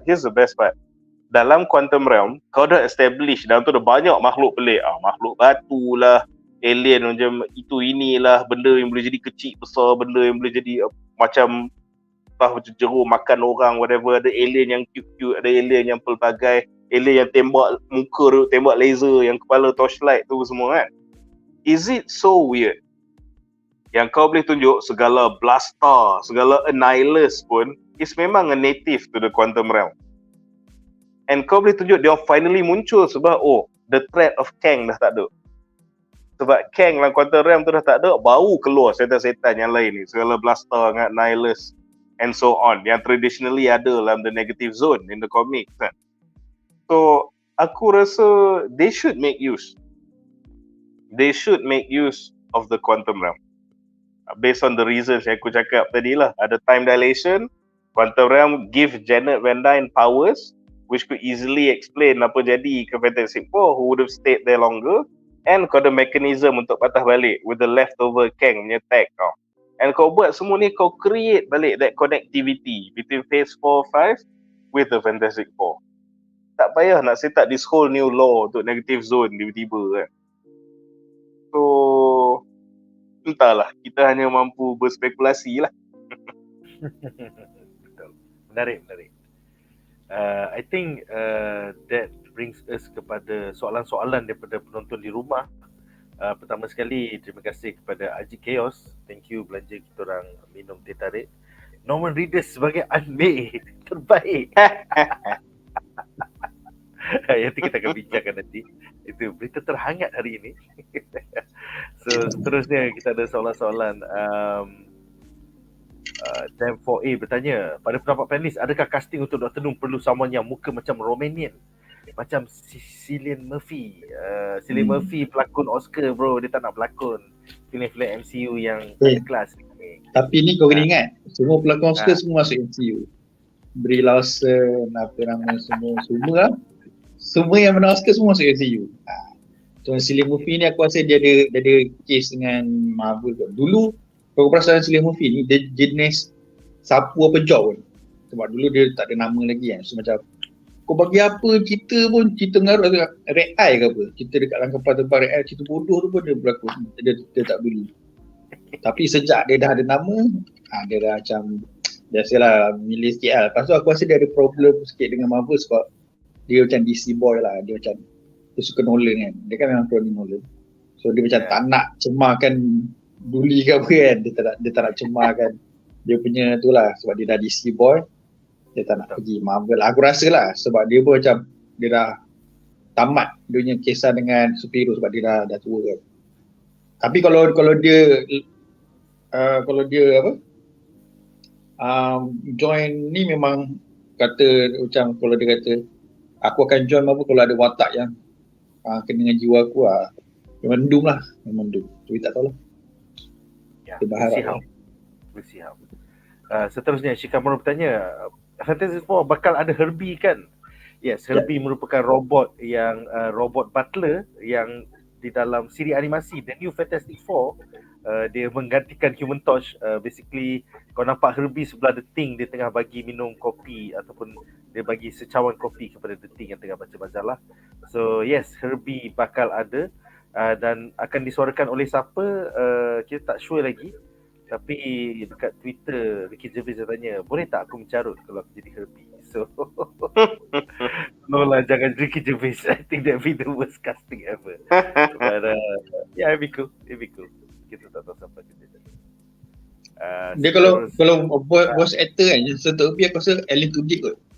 Alan Tudyk kan macam dia Alan iconic Tudyk sikit kalau jadi voice actor. Yes, dia dah pernah jadi droid dalam Rogue One. Alan Tudyk lebih dah. Yeah.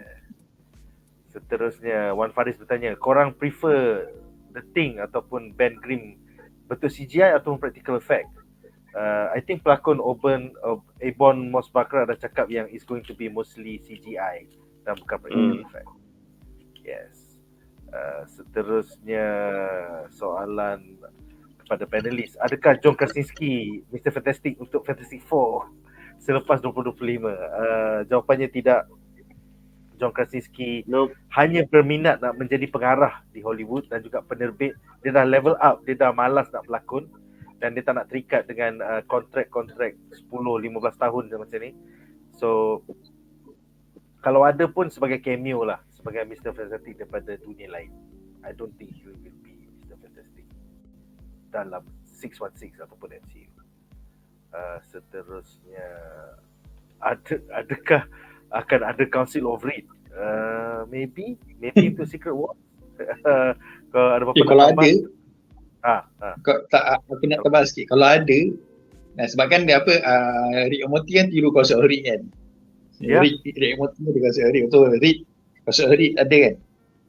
So instead of macam Rick and Morty semua muka Rick, so Rick Council of Reed kena pelakon-pelakon yang pernah jadi Rick Richard lah kan. At least yang Gruffudd, John Krasinski. Aku tak tahu kalau apa yang siapa yang mamat yang main drum aku lupa lah. Mas Teller daripada Mas Teller dia lepas tu yang kalau dia boleh bagi pelakon yang masa pilot yang tak edit tu yang lama tu, itu memang OG lah. tak boleh.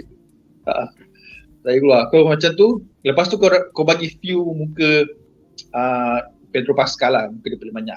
Kalau macam tu macam dia kena biasa lah. Panggillah John Krasinski untuk jadi Council of Reed.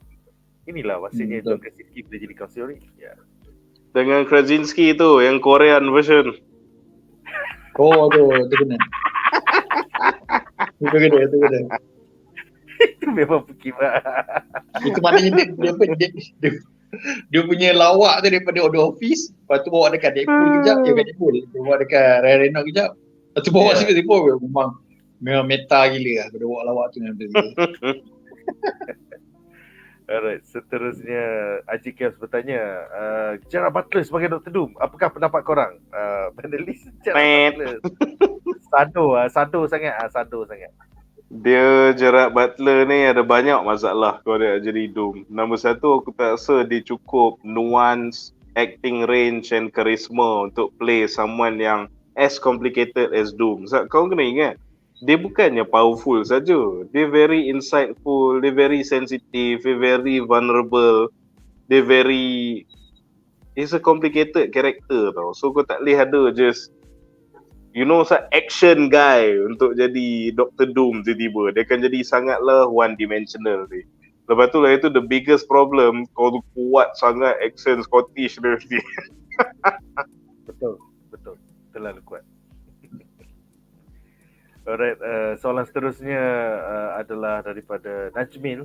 Adakah Dr. Hempi memang kenal dengan Mr. Fantastic dalam komik? Yes, mereka adalah kawan-kawan saintis, semua sama pandai. So Science bro. Berjumpa sejak era 80-an lagi, Avengers dengan Fantastic Four. Seterusnya, Christian Bale pernah masuk MCU juga ke? Yes, dia jadi Gore the God Butcher. So unfortunately dia wasted dalam role itu. Macam mana? Ironically dia watak tu kena butcher. Yes. Gore kena butcher. Gore the God Butcher kena butcher dia. Seterusnya, Izharuddin bertanya, Anya Taylor-Joy sebagai Frankie Ray, Herald of Galactus would be way better daripada Anya Taylor-Joy as Silver Surfer. Betul. Agree. Agree. Magic. Jai Yahya bertanya, Antonio Banderas dah confirm ke jadi Galactus? Jawapannya tidak. Casting bagi Galactus masih tiada rasmi punya announcement lagi. So kita tak tahu Galactus ada ke tak dalam filem ni. Kau bayangkan Galactus kan, dia sampai kat bumi first time kan. Gelak kan. Selalu ada tanduk kan. Dia pakai topi Mairachi.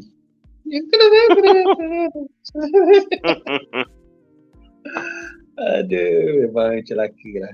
Dengan accent Mexico dia punya pekat, dia Galactus bapak kelakar. Yang tak boleh lah. Yang tak boleh. Itulah kan. Itulah.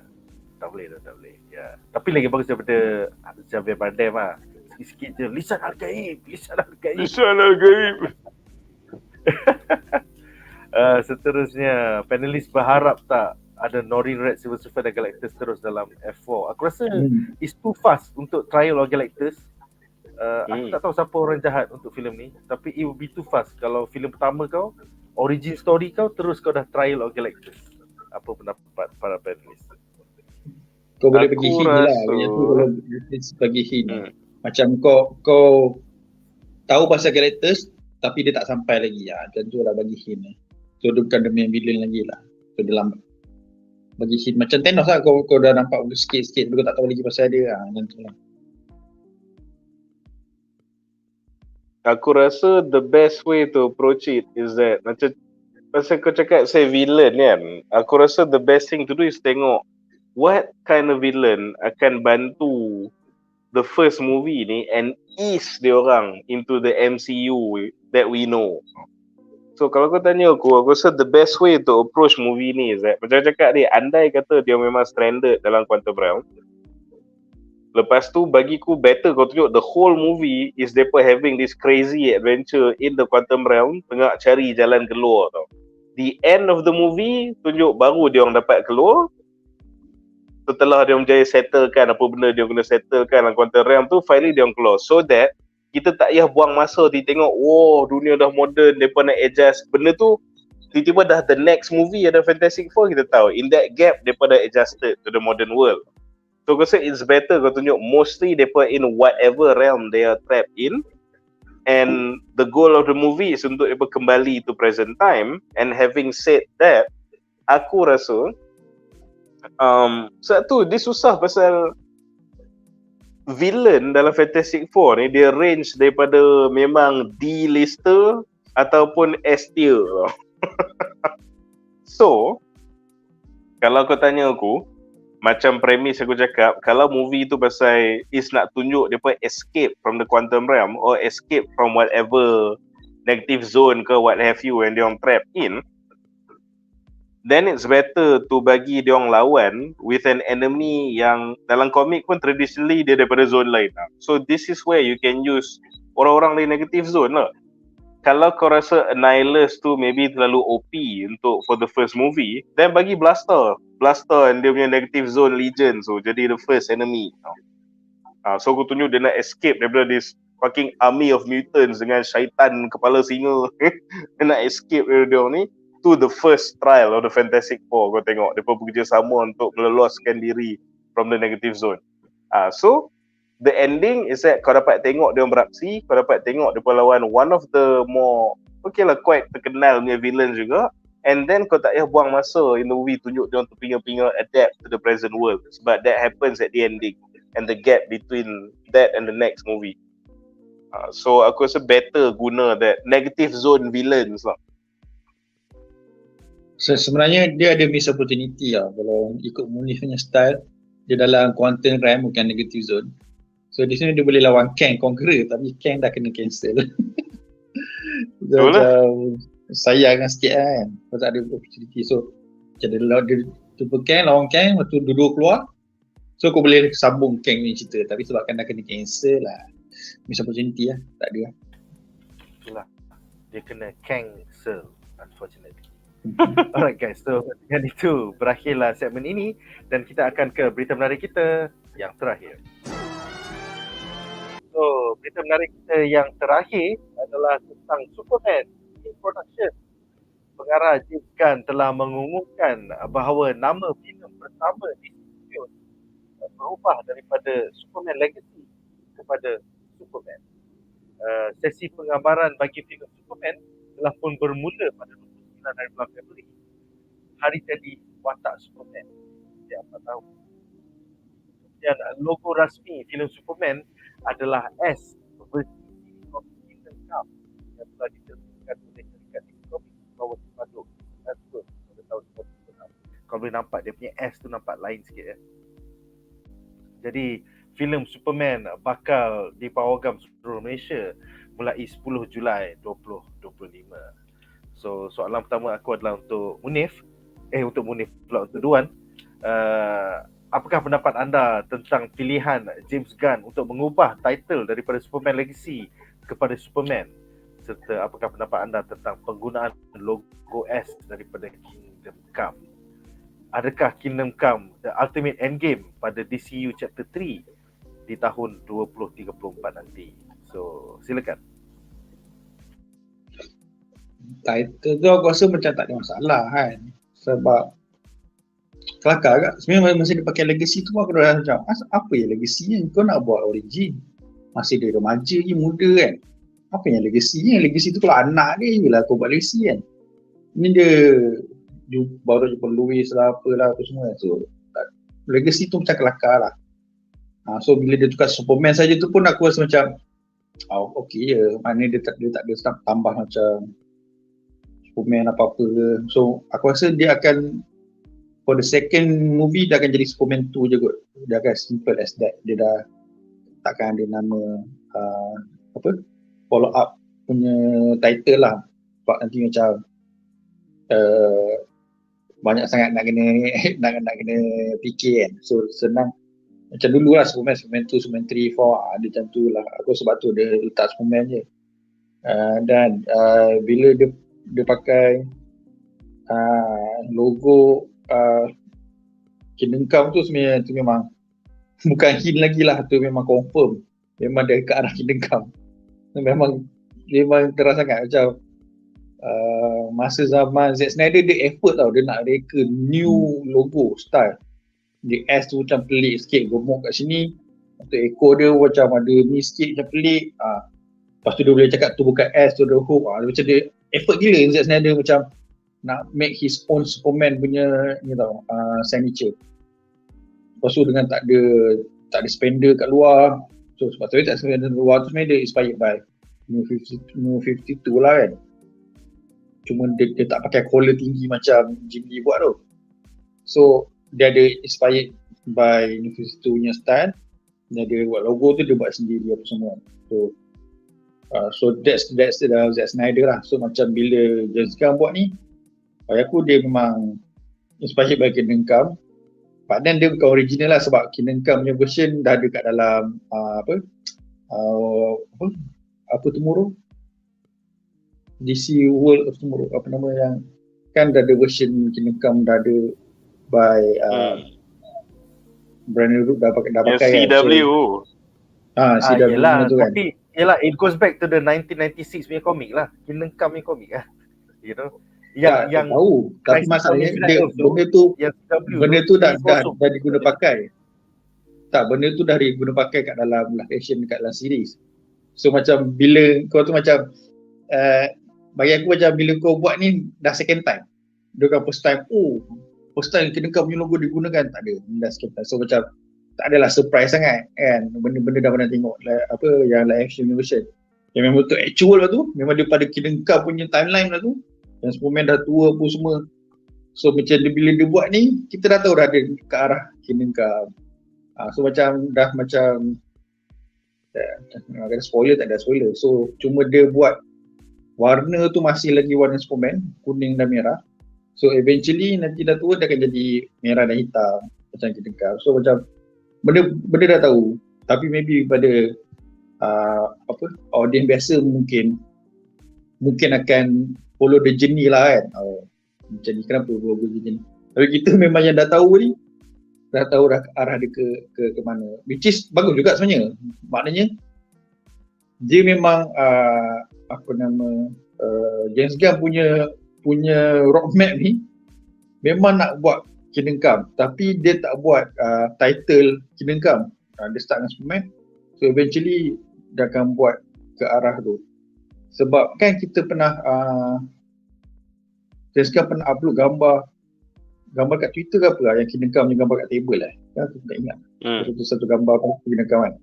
So kat situ macam kita, ini dia nak buat Kinegam. So bila dia release kat official logo tu, okay, confirm. Cuma bila origin ni tunjuklah warna kuning dan merah. So lepas ni eventually kita tahulah dia akan jadi hitam dan merah.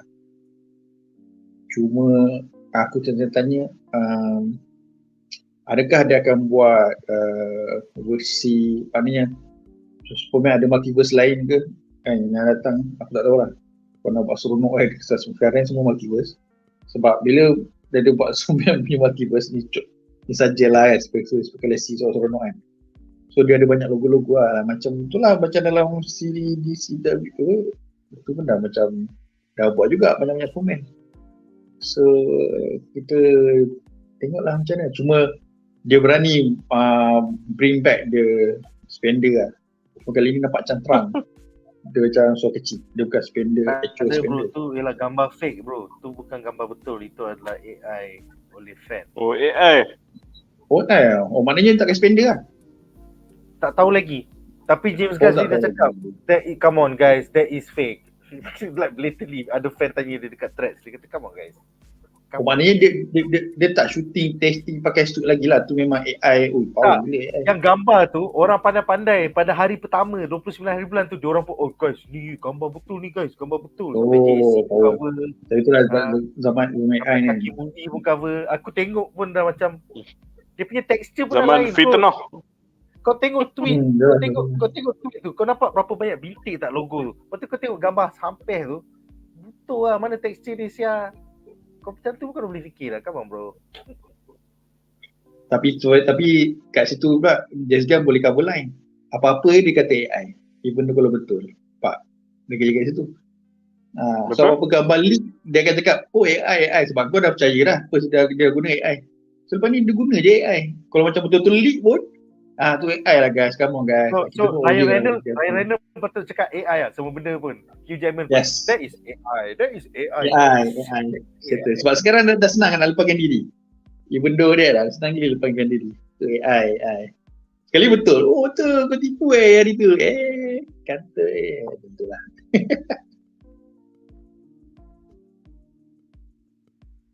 Terus saja. So sorry, aku agak laggy, tapi kita akan ke soalan yang seterusnya. Jadi sesi penggambaran bagi filem Superman bermula di Cleveland, Ohio dan juga Cincinnati, Ohio mulai 29 Februari 2024. Kedua-dua lokasi ini memainkan peranan yang penting di dalam sejarah penerbitan watak Superman sebenarnya, kerana Cleveland merupakan bandar ataupun tempat lahir Superman, di mana kedua-dua penciptanya Jerry Siegel dan Joe Shuster telah membesar di kalangan komuniti B40 Yahudi di kawasan perumahan Glenville, Cleveland, Ohio. Manakala lokasi penggambaran di bandar Cincinnati, Ohio pula amat menarik dan unik kerana pada tahun 1973, stesen kereta api Cincinnati Union Terminal telah menjadi inspirasi asal bagi bangunan Hall of Justice di dalam siri animasi Super Friends. Jadi soalan aku untuk Munif, adakah pengarah James Gunn berhajat menggunakan bangunan Cincinnati Union Terminal sebagai Hall of Justice, markas ikonik Justice League versi live action untuk filem Superman nanti? Silakan. Okay, it looks likely sebab tu lah macam Nick cakap tadi, benda ni actually memang faktor pun, is that the Cincinnati Union Terminal tu is truly memang the inspiration for the iconic Halls of Justice lah. Macam tu aku mostly through the animated lah, so first time aku tengok Halls of Justice is animated loh. So it will be an interesting punya feature untuk incorporate in the live action, sebab even masa tengok throughout the whole DCEU dulu, the only guy ada markas is just Batman lah kan. Even after the Justice League pun dia pun ada team meeting pun berkumpul dalam the Batcave kan. So kau tak dapat tengok di either the Watchtower ke or ni lah the Halls of Justice kan, tak dapat tengok markas Justice League tu. Macam The Avengers, kita tengok Tony Stark dah renovate berapa kali dah. Avengers headquarters, so from the tower sampai that complex, satu dah kena bom dengan Thanos lah apa semua kan. So kalau boleh for DC, kita nak tengok lah the Justice League finally has a home. So it looks like James Gunn memang akan pilih the House of Justice untuk memainkan peranan tu, which is actually quite interesting sebab yang bangunan ni dia agak kapitalis tau. Sebab dia dekat ground floor tu dia buka macam museum to the public untuk tunjuk memorabilia, untuk tunjuk showcase the heroes yang punya merchandise lah, apa benda semua dah macam The Boys lah. Dekat ground floor tu joy-joy dia punya merchandise kan. Tu kat bawah tu ada lah, dekat bawah ada dia punya superhero punya cemetery, dia punya lab, dia punya war room, connect pula dekat dia punya training room lah apa semua. So visually it'll be a cool thing to see finally into live action. Avengers dah berapa kali dah tunjuk Avengers Complex tu orang. Tapi satu je benda yang dalam excitement kita untuk tengok House of Justice macam mana ni kan. Satu benda yang aku terfikir is that will he show that in this first Superman movie? Sebab we don't even, it's a world yang superhero dah beraktif and dia Superman baru join. Yeah. Okay, but here's the thing, you, as far as I'm concerned, you don't have the Justice League yet. And kalau kau nak kata the Justice League or the Justice League International, whatever, dah ada all along, macam you don't have your freaking Batman now. And in fact, we don't even know if there will be a Wonder Woman macam involved in this whole DCU, takat apa yang tu dengar sekarang kan. So macam and then who's your Green Lantern lah benda semua kan. So dia bukan apa, it's not that it cannot work lah. Bukanlah aku nak jadi nitpicky ke apa ke. Tapi bila this is your first movie in your cinematic universe, you don't have your other heroes lagi, tapi kau dah nak tunjuk kau punya ensemble tau. Tak kisahlah macam kalau bukan literally Justice League pun kau dah tunjuk. The Justice League headquarters is there. Does that not sound familiar to you guys? Isn't that the reason kenapa DCU masuk longkang? Sebab baru first, second movie dalam kau punya cinematic universe dah tergedik-gedik nak kejar Marvel, nak buat the ensemble, nak buat the team up, nak buat the payoff, without the patience, without the build up, without the solo freaking movies. So I might be wrong, tapi based on apa yang kita tahu sekarang, macam James Gunn macam janganlah, do not do the same bullshit that caused the DCEU in the first place. Tak kau bayangkan, walaupun ramai orang tak suka Man of Steel, I actually like Man of Steel.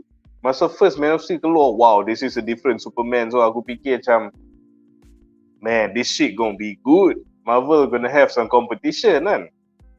Lepas tu datang second movie, ada Batman, ada Superman, ada Luthor, ada Doomsday, ada Wonder Woman, ada montage 3 saat tunjuk ada Aquaman, ada Cyborg, ada The Flash.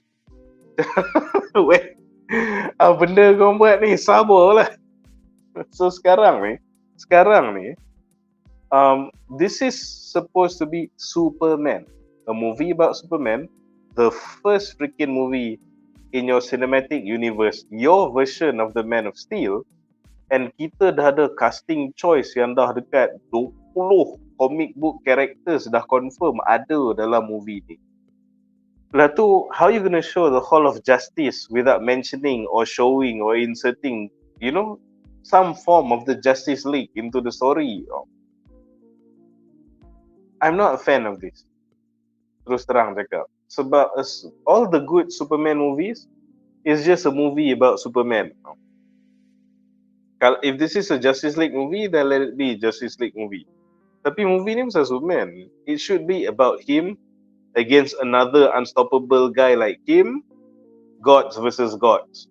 City breaking brawls. That should be a Superman movie. So sekarang tu lah, between the casting punya news yang banyak gila watak superhero, ditambah pula dengan tiba-tiba dah nak ada Halls of Justice without your Lantern, without your Batman, without your Wonder Woman. Tak lah, I have no idea but I'm worried tau. Macam apa benda kau nak buat sebenarnya James Gunn? Dia macam banyak sangat ingredient. Right now there's just too many ingredients. But here's the cool thing. Kau ada banyak casting choice yang kau tak nak ni, superhero yang tak perlu ada pun. Lepas tu kau nak ada House of Justice, Justice League yang kau itulah nak ada pula Justice League punya headquarters without the freaking Justice League. And the one thing yang penting kita tak tahu lagi is who the hell is the villain for this movie. Yang paling penting tu tak ada info. Tapi kita dah pusing, dah litur dilangkawi keliling negara ni berpusing-pusing. Macam cerita saya semua orang benda-benda tak penting to a Superman movie. So tu lah. Tu je Danny cakap lah. Aku memang risau dia orang rush benda ni. Aku nak salah sikit ni. Apa benda kau tanya who the villain? Dah terang-terang Lex Luthor villain. Dia kata Lex Luthor.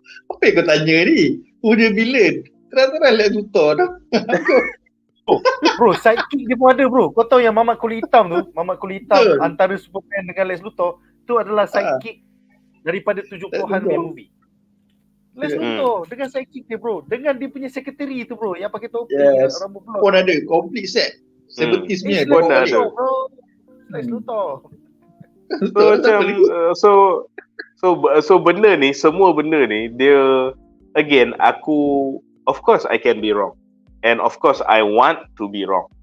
Tapi macam cakap lah, masa aku first tahu yang James Gunn nak take over the DCU and dia yang memang akan helm the Superman movie, aku punya kerisauan satu je.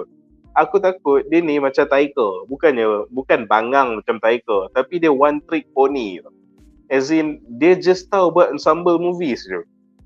Dia movie Superman, padahal dah cukup lah. Superman, your human supporting characters, villain. Tapi dia nak masukkan sedozen orang ni sebab dia tak boleh tau buat movie yang kau je one-on-one. Dia nak jadikan Guardians kot. Dia nak jadikan Suicide Squad kot. And I don't know if that can work for the Justice League punya Trinity, for the big three. Takut dia jadi case Taika pegang the founding Avengers, which is Thor. So in case ni you are a sambal movie guy, lepas tu nak buat not only the Trinity but the pick yang paling tajam in the Trinity, Superman. Dia sebenarnya dia macam James Gunn ni dia boleh buat Justice League tau. Tapi itulah sebabkan dia nak buat Superman, tapi dia nak jadikan Justice League. Sepatutnya kau bagi kat orang lain Superman tu sebab dia one man show kan. So kau kena biar dia tu tidak di overshadow ataupun screen time dia tidak dikacau oleh orang lain. So kau buat, tapi aku rasa kau dia buat Justice League just ni, aku rasa okey. Dia memang dunia kepakaran buat hal ni. Tapi itulah sebabkan dia nak buat Superman. Sebab tu jadi Superman and Superman and Friends. Macam tu lah. Superman and Friends. Jadi Superman and Friends. Super Friends lah kau. Super Friends terus bro. Super Friends. So itulah kerisauan aku pasal banyak sangat berita. Macam literally too much news pasal team-team and watak-watak yang bagi aku terlalu awal for your first movie. And that's macam cakap lah, this is what the DCU buat yang bunuh diri dia orang. I hope I'm wrong. Tapi the news yang keluar for dia, aku in fact is better kalau tak dengar dah berita Sejitu Superman ni. Just tunggu movie tu keluar, and kalau keluar best. Dah. Lepas ni dia tambah lagi 2-3 faction pula lah movie ni, mampus. Aku nak paparazzi shot. Dia dah start shooting daripada 29 Februari. Hari ni dah 4 bulan. Where the fuck ada paparazzi shots? Korang tak buat kerja ke? Come on guys. Aku rasa sebab apa tak ada paparazzi ni, aku rasa dia banyak shooting dalam studio. Dia bukan outside. Sebab yang banyak kan tu paparazzi ni, bila kau shooting kat luar, dia boleh hantarkan gambar. Bila kau shooting dalam studio, paparazzi tak ada access, dia tak boleh masuk. So kalau dia macam fully in studio, maknanya studio kat Hollywood kan besar kan, macam gudang kan. So macam fully bangunan semua kat dalam tu. So dia tak ada kat luar. Sebab tu lah dia selamat daripada paparazzi, aku rasa lah. Sebab Deadpool yang leaking pun yang dia kena shooting dekat outside. Tapi kita tak nampak shooting yang dalam indoor semua, kita tak nampak. Memang terjaga lah. Semua yang kat luar, yang bukan dalam studio. Macam tu lah. Alright, so kita ada 12 soalan menarik. Pertama, Dan4A bertanya, apakah pendapat panelis sekiranya Superman ada klasik look? iaitu spender dekat luar. I think let's bring back the big blue boy scout, man. The budak pakai cawat kat luar. Bring it. Lainkan sikit daripada Snyder. Kali ni pakailah boxer pula, asyik spender, boxer ke, kerang ke. Right. Aku Seterusnya, macam aku pula aku nak yang spender keluar ni sebab apa? Kan macam Snyder tu dia explain kan. Macam Louis tanya, oh what's the S stand for? Macam not an S. So why is spender kat luar? Aku nak tengok dia explain lah benda-benda ni. This not a spender, this apa? Dia kata dia pangkat dia. Symbol of peace.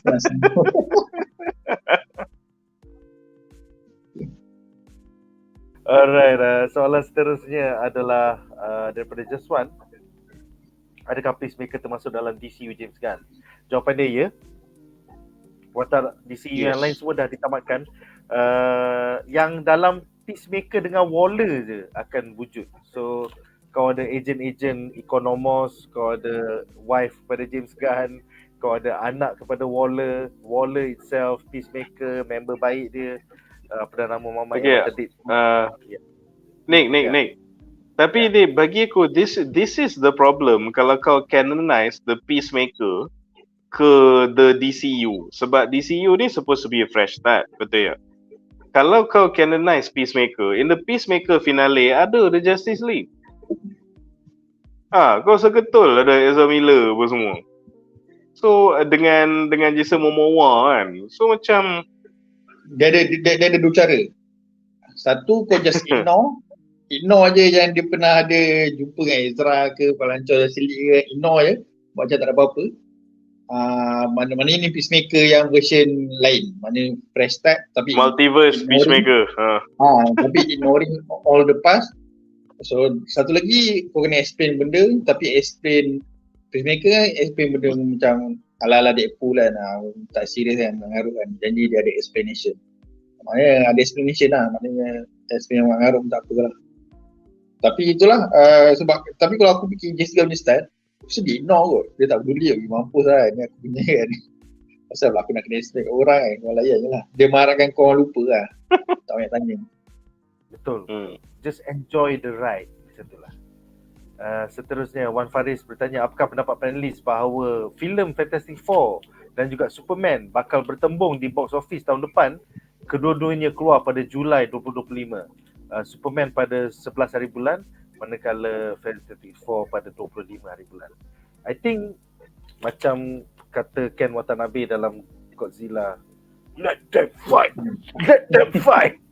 Marvel dengan DC, let them fight. Apa pendapat korang? Dan why not both? Tu lagi satu meme juga. Why not both? Kau pergi layan lah dua-dua. Masalah kita enjoy dua-dua. Tapi itulah dia, tapi dua-dua movie ni dalam situasi yang berbeza tau. Pasal Superman is the first movie, so expectations dia lain. Adakah dia akan jadi bagus? This is the first.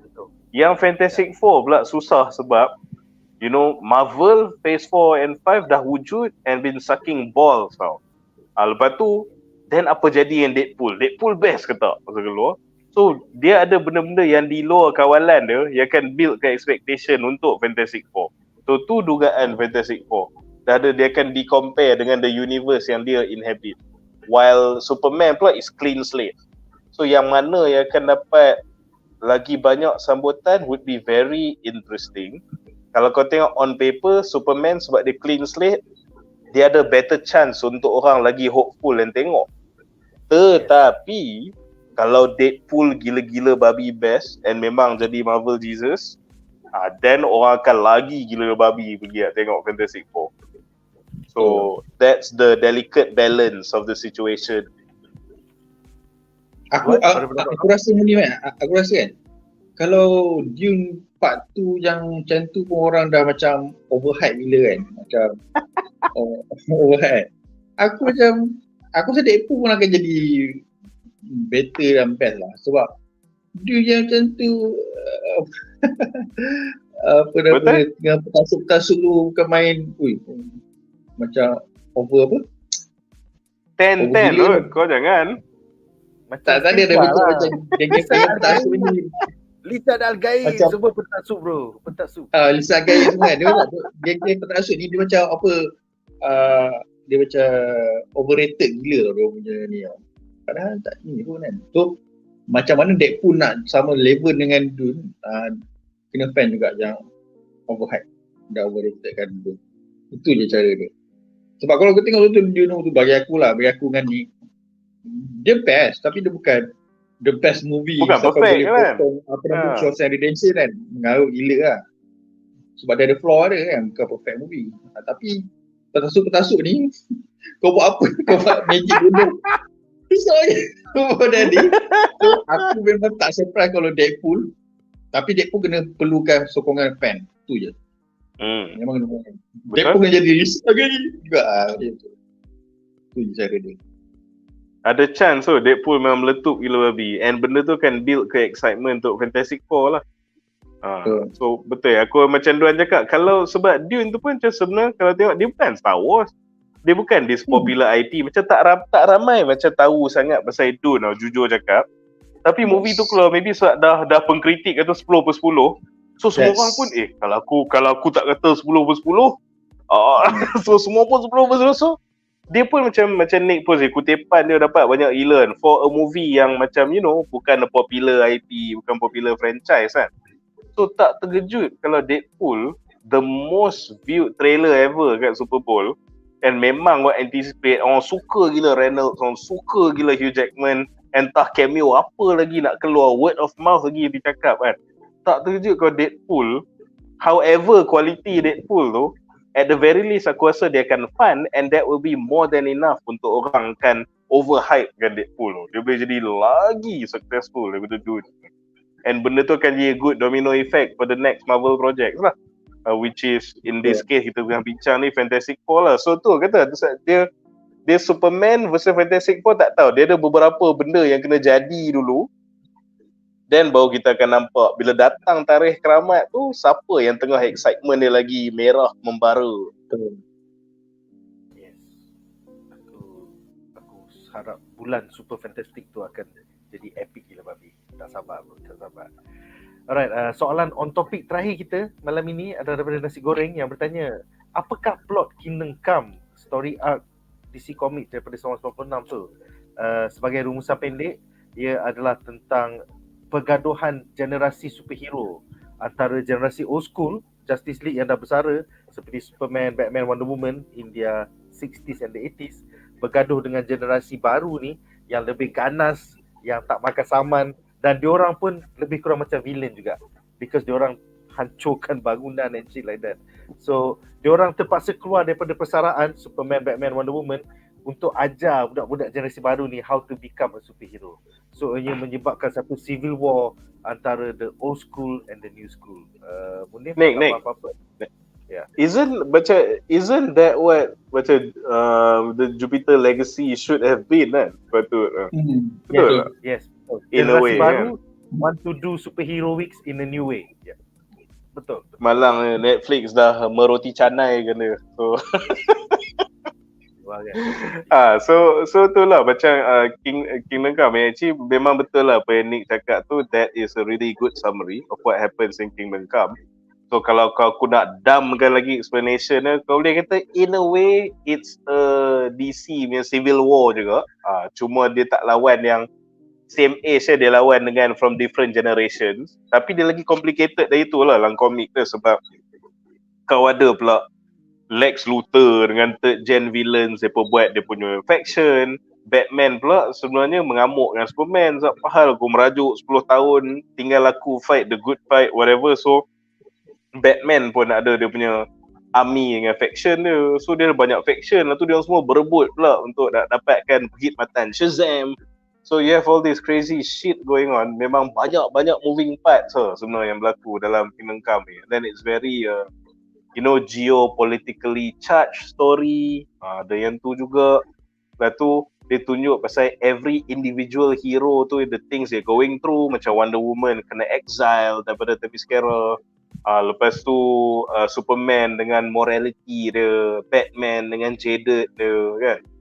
So Kalau betul this is the direction of James Gunn and they stick to it, aku memang tabik sebab it's dia okay, the comic dia all's well that ends well lah. Dia habis generally on a happy ending.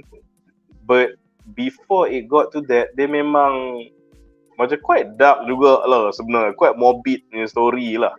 So kalau James Gunn all the way pergi yang direction ni, it will be something new. So dia tak ada lah, hey superhero we win, happy. So James Gunn would be smart untuk pergi all in dengan Kingdom Come ni. So give us an alternative tau. Tunjuk ke dia yang superhero story is not just rainbows and unicorn tau. This is the reality. So kau boleh jadi macam like a cinematic punya The Boys tau, contohnya lah kan. Tunjuk the brutality and reality of superheroism. So itulah. Memang really harap James Gunn sticks to it and tak just pakai the logo and the name and then go chicken out at the end. Okay. Duan nak tambah apa-apa tentang Alex Ross dan Kingdom Come dan pendekatan painting dan kalau kau tanya aku, macam Zack Snyder, dia memang berlandaskan di CEU berdasarkan apa nama game tu? Aku lupa. Injustice. Injustice kan. So dia memang berlandaskan game Injustice tu sebagai dia punya DCU. So bagus untuk James Gunn, dia ambil satu daripada komik Kingdom Come. Memang komik tu memang klasik lah kan.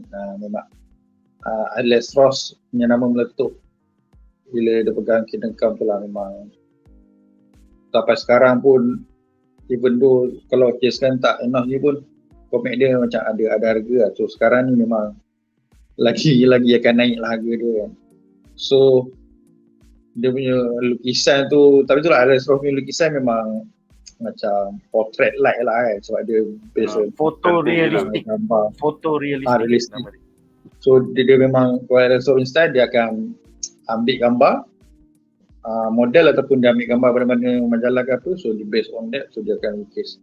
Tapi kalau kau perasan Alex Ross punya style, dia banyak ambil figure orang dalam zaman 60s. Sebab tu macam Superman dia macam bukan kotak-kotak, dia macam badan gempal-gempal tapi sebenarnya muscular. Besar. Dia besar je tu. Sebab 60s ni orang badannya semua macam tu. Lepas tu kena pula masa Kingdom Come cerita, Superman semua dah tua, Batman dah tua. So memang kena dengan Alex Ross punya minat, suka ambil figure 60s punya orang. Sebab sekarang kau tengok orang semua badan ketak-ketak macam bodybuilder semua kan, superhero sekarang ni kan. So tu style Alex Ross lah. So kalau James Gunn dia start dengan Superman masa muda, sekarang kurus lagi. Hopefully kalau betul-betul dia buat memang, tapi itulah takkan suka pelakon kan, nak pergi ke badan gempal macam Superman Kingdom Come kan. So makan sikit lah. Sebab kurus gila tu yang pelakon Superman baru ni, sebab dia kurus gila babi. So ada banyak masa lagi lah, sebab Kingdom Come ni pun dia pun tak ada title lagi. Kita just speculate walaupun kita dah tahu arah tuju dia. So adakah memang akan ada satu filem nama Kingdom Come terus, ataupun just inspired je tapi nama Superman 2, 3, 4, 5 ke. So you never know lah. Sebab dia kalau title Superman Kingdom Come ataupun Justice League Kingdom Come, atau memang bagi aku sedap lah nama. Hopefully James Gunn akan pakai, sebab kita dah tahu dah dia ikut landasan mana. So kalau dia pakai that title for movies, aku rasa seronok lah kan. Tak ada Superman je. Okay, so sekarang aku akan bacakan semua soalan-soalan yang off topic ataupun tak ikut topik malam-malam ni. Apakah pendapat panelis tentang Henry Cavill mengambil watak MCU? Siapakah dia akan jadi bagi panelis? Silakan. Kita mulakan dengan Duan. Spekulasi kau, Henry Cavill. Henry Cavill ni kan, memang aku tak tahulah ni rumours ke kau dah confirm Henry Cavill dah ambil job dengan Marvel ni. Aku rasa macam rumours lagi, belum confirm lagi kan. Dia rumours. Rumor. Palatau saja. So bila rumours pun dah buat orang excited, dan Henry Cavill pun agak nanti tulus, dia pun dah memang tak kena dapat job lagi dah dengan James Gunn dengan DC. So dia bebas. So it's macam percaturan yang bijak untuk Marvel untuk curi macam bola pula, curi player. Jadi ambil Henry Cavill ni. Tapi itulah, kita kat kepala otak kita, Henry Cavill ni kena pegang watak counterpart Superman juga. Macam Sentry, kalau aku favourite aku Sentry je lah kan. Sentry, lepas tu ada Hyperion. Hyperion. Lepas tu ada apa lagi ya? Captain Britain. Lepas tu ada Gladiator. Semua yang Superman base punya power tau. Sekali aku ada terbaca pop. Sekali ni pelatau juga kan. Sekali Cyclops. Aduh, aku tak boleh belah kalau Cyclops tu. Sebab kita dah biasa dengan Superman base kan. Cuma Cyclops kan tak kuat. Tapi power dia memang tak ada super strength. Tapi dia sebenarnya human peak. Dan dia punya hand to hand combat tu sangat power tau. Dia pernah ada satu komik. Dia pernah kalahkan Wolverine hand to hand combat. Kau bayangkan Wolverine tu power gila, dia hidup beratus tahun. Dia dah jumpa, dia dah train dengan samurai lah, apa semua, pergi perang semua kan. Lepas tu Wolverine ada superhuman strength kan. Lepas tu dia power gila dengan pengalaman dia semua. Boleh kalah dengan Cyclops hand to hand combat. Cyclops boleh tembus ni. Nak tengok betapa Cyclops ni power gila tau dalam hand to hand combat ni. Macam tactical dia sangat ni. Dia bukanlah laser je kan yang kita tahu kan. But then sebab kita dah biasa Henry Cavill dengan dia superhero strength counterpart Superman tu. Aku macam kena go lah kalau dia ke Cyclops. Macam aku tak tahu, aku lagi suka kalau dia pegang watak yang kita sebut tadi lah daripada Cyclops. Hopefully bukan lah. Okay lah. Seterusnya silakan Munif, pada pendapat kau who should it be? Sentry ke, Hyperion ke, Captain Britain ke, Cyclops ke? Dia kalau jadi gladiator menarik ke nak tengok apa Henry Cavill ada mohawk. Tapi kalau kau tanya aku lah, not just for the character, dia bagi aku Captain Britain would be the most perfect lah. And it's not just because dia pun British. That's one of the factor lah. Dia macam boleh naturally slip into that role. Tapi also, kau kena ingat, kita pun tengah duk navigate the multiverse punya saga. So kalau kau introduce Captain Britain, kau akan introduce Captain Britain Corps, kau akan introduce Depa punya cabang of the multiversal punya perihal tau. Lepas tu kau boleh tunjuk a very unique yang multiversal area which is Avalon kan. So itu benda yang dalam mitologi daripada British Isles ni semua datang dari this realm yang betul-betul wujud which is Avalon.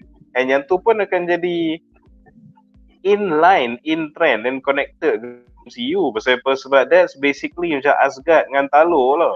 Macam the Scandinavia percaya kat Asgard, dia ada that pocket universe of the Nordic punya gods kan. Lepas tu yang the ancient Chinese tu percaya dengan segala kitsune lah, burung phoenix, naga apa semua memang ada dalam the pocket dimension Talor. Lepas tu British lah, mereka pun percaya dalam Lady of the Lake lah, what have you apa semua kan. So mereka ada Avalon, the pocket dimension kan. So dia ada Avalon as a pocket dimension yang equivalent untuk house dia punya mythological creatures kan. So kalau kau introduce Captain Britain, bukan saja dia pun British and kena dengan Cavill, but dia akan beautifully expand the MCU punya world tu, nampak lagi rich and kena dengan the multiversal punya team yang kita tengah navigate sekarang. So aku rasa sangat-sangat sayang lah if he's not Captain Britain on more reasons than one. Tapi Munif kan, aku rasa kalau macam projek yang paling terdekat sebenarnya dia patut jadi sentry lah sebab Thunderbolt kan. So tu yang paling terdekat lah kan. Tapi itu pun tak tahu lah betul ke rumor si betul ke tak. Kalau rumor betul, kalau projek yang terdekat adalah Thunderbolt which is sentry. Kalau tak, dia boleh jadi apa-apa lah. Macam Captain Britain boleh, Hyperion boleh. Cyclops. Itu yang kalau jadi gladiator pun, Mohawk pun tak ada hal sebab dia pun dah buat rambut, Guile punya rambut kan. So dia aku sedia buat rambut apa lah dia tak lah. Dalam Argal pun dia dah buat rambut Guile, so Mohawk boleh lah. Boleh cerita sikit tak origin Captain Britain? Captain Britain merupakan ketua The Excalibur. Nama dia adalah Brian Braddock dan dia adalah seorang mutant ke? Aku tak ingat. Is he a mutant? Pasal Betsy Braddock is a Dia the original Captain Britain ni dia bukan mutant, tapi dia dapat power dia daripada artifact tau. Daripada Merlin. Sebab tu kan kata okay, benda kau nampak premis dia macam ni lah. Dia yang best komik Captain Britain ni pasal basically you know King Arthur, Merlin, Lady of the Lake, Knights of the Round Table, the Druid, semua benda ni wujud tau. Dia either datang dari Avalon ataupun dia pun daripada the ancient British mythology. So dia pun memang betul, dia pun still around tau.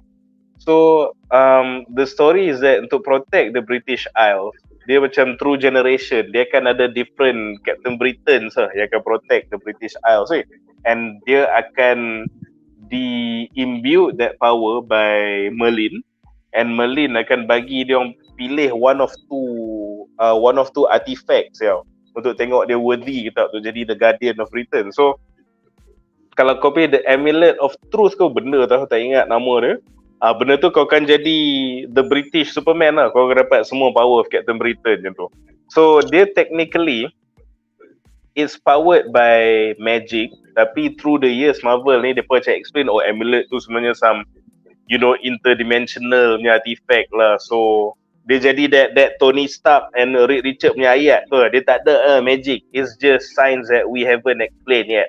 Macam tu. Tapi kalau nak disimpelkan, yes, dia dapat power dia daripada artifact yang Merlin bagi sebab Merlin deem dia worthy untuk dapat these powers untuk protect the British Isles. So tu cerita dia lah pasal Captain Britain,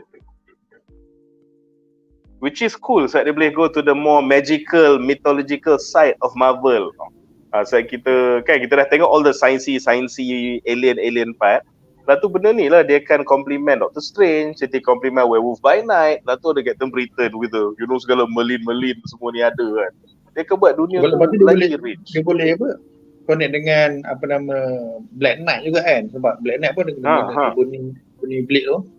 Dan dengan Kata punya Excalibur. Kau dah intro pun kat Eternal. So apa lagi kan, itulah. Kemudian kita ada soalan daripada Capik. Kan best kalau Henry Cavill jadi Hercules, kan dapat lawan dengan Chris Betul. Hemsworth. Aku memang sokong gila. Kita punya fan favourite memang aku dengan Munif. Memang kita punya fan favourite untuk fanfic Hercules adalah Henry Cavill. Sebab badan besar apa semua.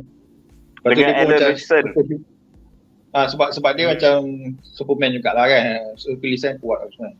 So memang dah kena dah, dia pun ada jambang, bila ada jambang. Lepas tu favourite actor Munif pula yang dapat pantat tu lah.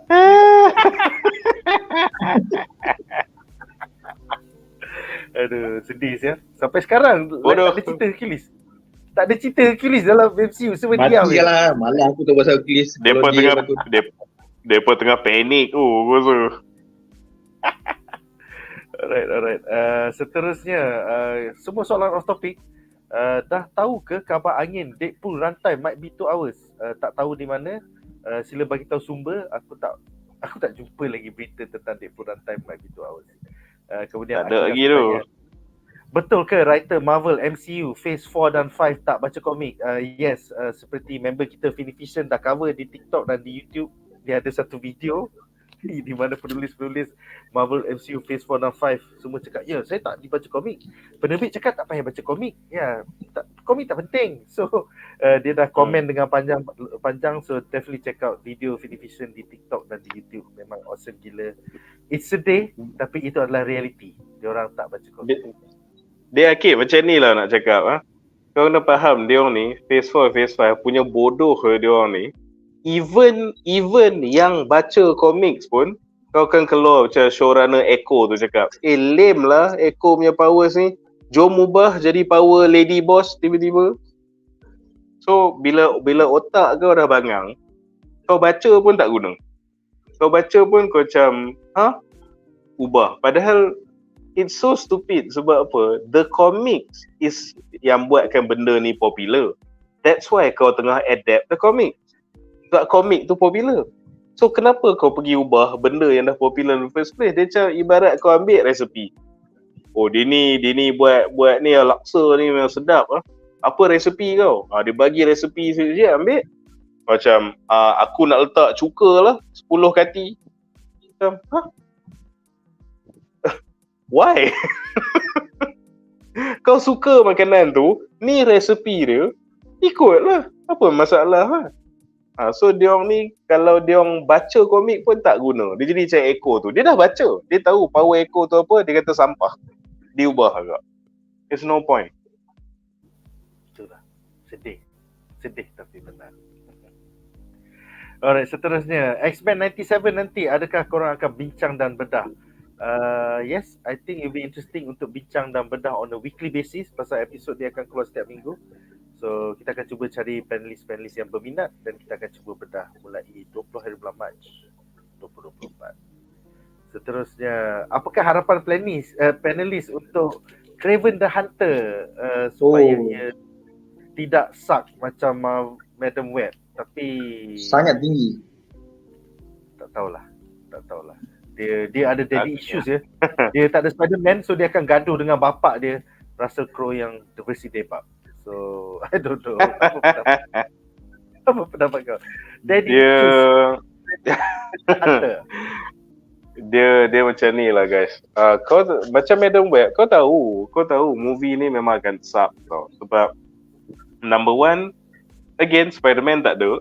So dia terpaksa lah lawan dengan ayah dia yang tak nampak mengancam langsung. Lepas tu dia pun macam Madam Web, dia buat origin pala tahu. So dia basically jadi Lion Man, bukan Kraven the Hunter. Dia kena gigit dengan lion, so dia dapat power lion. Maybe lion tu radioaktif kot. So nanti kita akan tahulah bila kita tengok nanti. So kalau kau tanya aku punya harapan untuk benda yang kau memang dah tahu dah tak best, ni bukan saja harapan, malah aku akan bagi kau tip. Harapan aku first kali is aku harap movie ni is fun bad. Tak, kita tahu dia dah bad. So aku tak nak dia bad yang membuatkan aku marah tau. Aku nakkan dia bad yang membuat aku tergelak dan terhibur. Kau nak teruk, kau biar teruk total sampai aku gelak. So tu harapan aku. Tapi untuk tips aku pula, dia macam ni. Masa Madam Web tu, aku enjoy Madam Web. Saat aku tengok dengan Duan. Kita orang tengok 2 jam tu, kita orang duk bahan movie ni. So dia jadi, last kali dia jadi komedi. Dia jadi komedi. So kalau kau nak enjoy movie Kraven ni, kau pergi, kau bawa lah 2-3 kawan korang yang kaki bahan ke. Kau bahan movie tu. Biar orang keliling pun dengar pun tak kisah. Lepas tu kau gelak. Kau mesti akan enjoy. Kita enjoy Madam Web. Betul. Aku setuju. Aku boleh enjoy gila. Sebab apa yang buatkan aku lagi enjoy? Diorang take it seriously tau. Tapi it's bad but it's good. Dia macam tu lah. Elok lah tu. Aduh, kelakar betul lah. Alright, seterusnya kita ada soalan daripada Jaswan ya. Dia nak tanya tentang Madam Web. Dakota betul ke kena scam dapat job MCU? Lasas dapat SSU. Ini merupakan satu soalan leading question oleh jurnalis daripada Entertainment Now, E-Now, dan pelakon Sydney Sweeney dekat Red Carpet tu. Imagine lah kau jumpa 100 orang tanya kau soalan hari tu. So kau layan je lah soalan 100 orang tu. Kau punya sense of reality and time pun dah 100 orang tu tengah tanya kau soalan, okay? So kau iyakan je lah. Oh ya ke? I berlakon MCU ke? Ya, I tak sabar nak berlakon MCU. Terima kasih kepada fans dan semoga mereka semua. Itu je lah. Dia Dakota ni aku respect kan. Dia macam don't give a fuck tau. Orang tanya apa semua kan. Dia macam dia kat dunia lain tau. Macam orang tengah tanya ni kan. Dia macam dia tengah tintong ke, tengah high ke, aku tak tahulah. Dia cakap apa, dia macam ni mampu lah aku punya soalan kan. Aku tak boleh. Itu aku respect gila tu. Senang gila buat duit. Bagus tu. Dia aku punya teori macam ni, Jaswan. Sebab kita tahu yang Dakota Johnson ni dia lah diktiraf sebagai ibu BDSM Hollywood. Kita tahu dia lah ikon BDSM. Aku rasa masa agent dia yang dia pecat lepas keluar trailer Madam Web tu, masa agent dia cari job ni, aku rasa dia je tak tahu ni mulut dia pelat ke apa ke. Dia cakap kita orang dapat kau movie ni Madam Web ke, maybe dia tersebut Madam Wet. Madam Wet. So bila Dakota Johnson dengar Madam Wet, oh ni macam movie BDSM baru ni. Okay, on tengok ni movie apa celaka. Tu teori aku. Dia memang kena scare. Sebab tu masa keluar trailer, dia pecat dia punya agensi dia. Betul. Tapi Betul. satu je aku respect. Kalau Munif kata dia pecat punya agensi dia kan. Tapi dia still boleh go through sampai habis tau. Boleh pergi premiere, boleh pergi interview apa semua. Walaupun dah Dressing tahu cantik-cantik. Kontrak bro, memang kontrak. pace gila. Maybe kontrak lah. Tapi ada je Hollywood yang jenis besar kepala. Kontrak tak kontrak, dia mampus lah. Kalau aku tak nak. Ada je jenis macam tu. Macam contoh macam Jim Carrey. Jim Carrey bila dia tengok final product untuk KS tu, laporkan Nas, dia tak nak promote. Gun violence. Dia mampus lah. Dia siap kutuk. Tapi sebabkan dia nama besar lah mungkin jugalah. Dia nama besar. So kalau dia kena saman ke apa, pergi mampu lah. Dia kaya ke apa. Maybe jatuh question macam I need this money kan. So aku orang kata kalau Melayu berkata dalam cukup perkasan biasa pakai lengan lah sampai habis lah kan. Layan je lah sebab janji dia aku dapat duit dan tak kena saman. Layan je lah. Aku rasa dia macam tu lah. Tapi dia sebab aku respect dia sebab boleh je kau macam Jim Carrey kan. Mampus lah kan. Itu yang aku respect aku juga. Muka tebal gila. Dia professional. Yes, professional. Cara dia jawab movie Tom Holland pun professional kan. Here comes Spider-Man. Here comes. Otak kan here comes. Apa? The spider goblet spider apa tu? Goblet of spider apa ada Spider-Man here comes. Spider-Man return. Lepas Spider-Man Goblet of Fire macam tu lah intinya. Yang penting Dia confident. basically Yang penting dia confident. Dia basically cakap kau tanya lagi aku soalan nerd bodoh Kau ingat kisah Aku akan jawab sarkastik yang mungkin. Aku akan jawab. Dah berjam-jam boy. Aku kena jumpa aku jumpa jurnalis daripada BuzzPop lah, dari Malaysia, dari Singapura lah, dari Hong Kong lah, dari US lah, dari UK. So kalau dia tanya soalan, betul ke awak berlakon MCU? Dan dia akan iyakan je. Ya. Iyalah tu. Yalah tu. Macam tu lah. Alright, soalan off topic seterusnya. Adakah writers Craven the Hunter sama dengan Madam Web? Jawapannya tidak.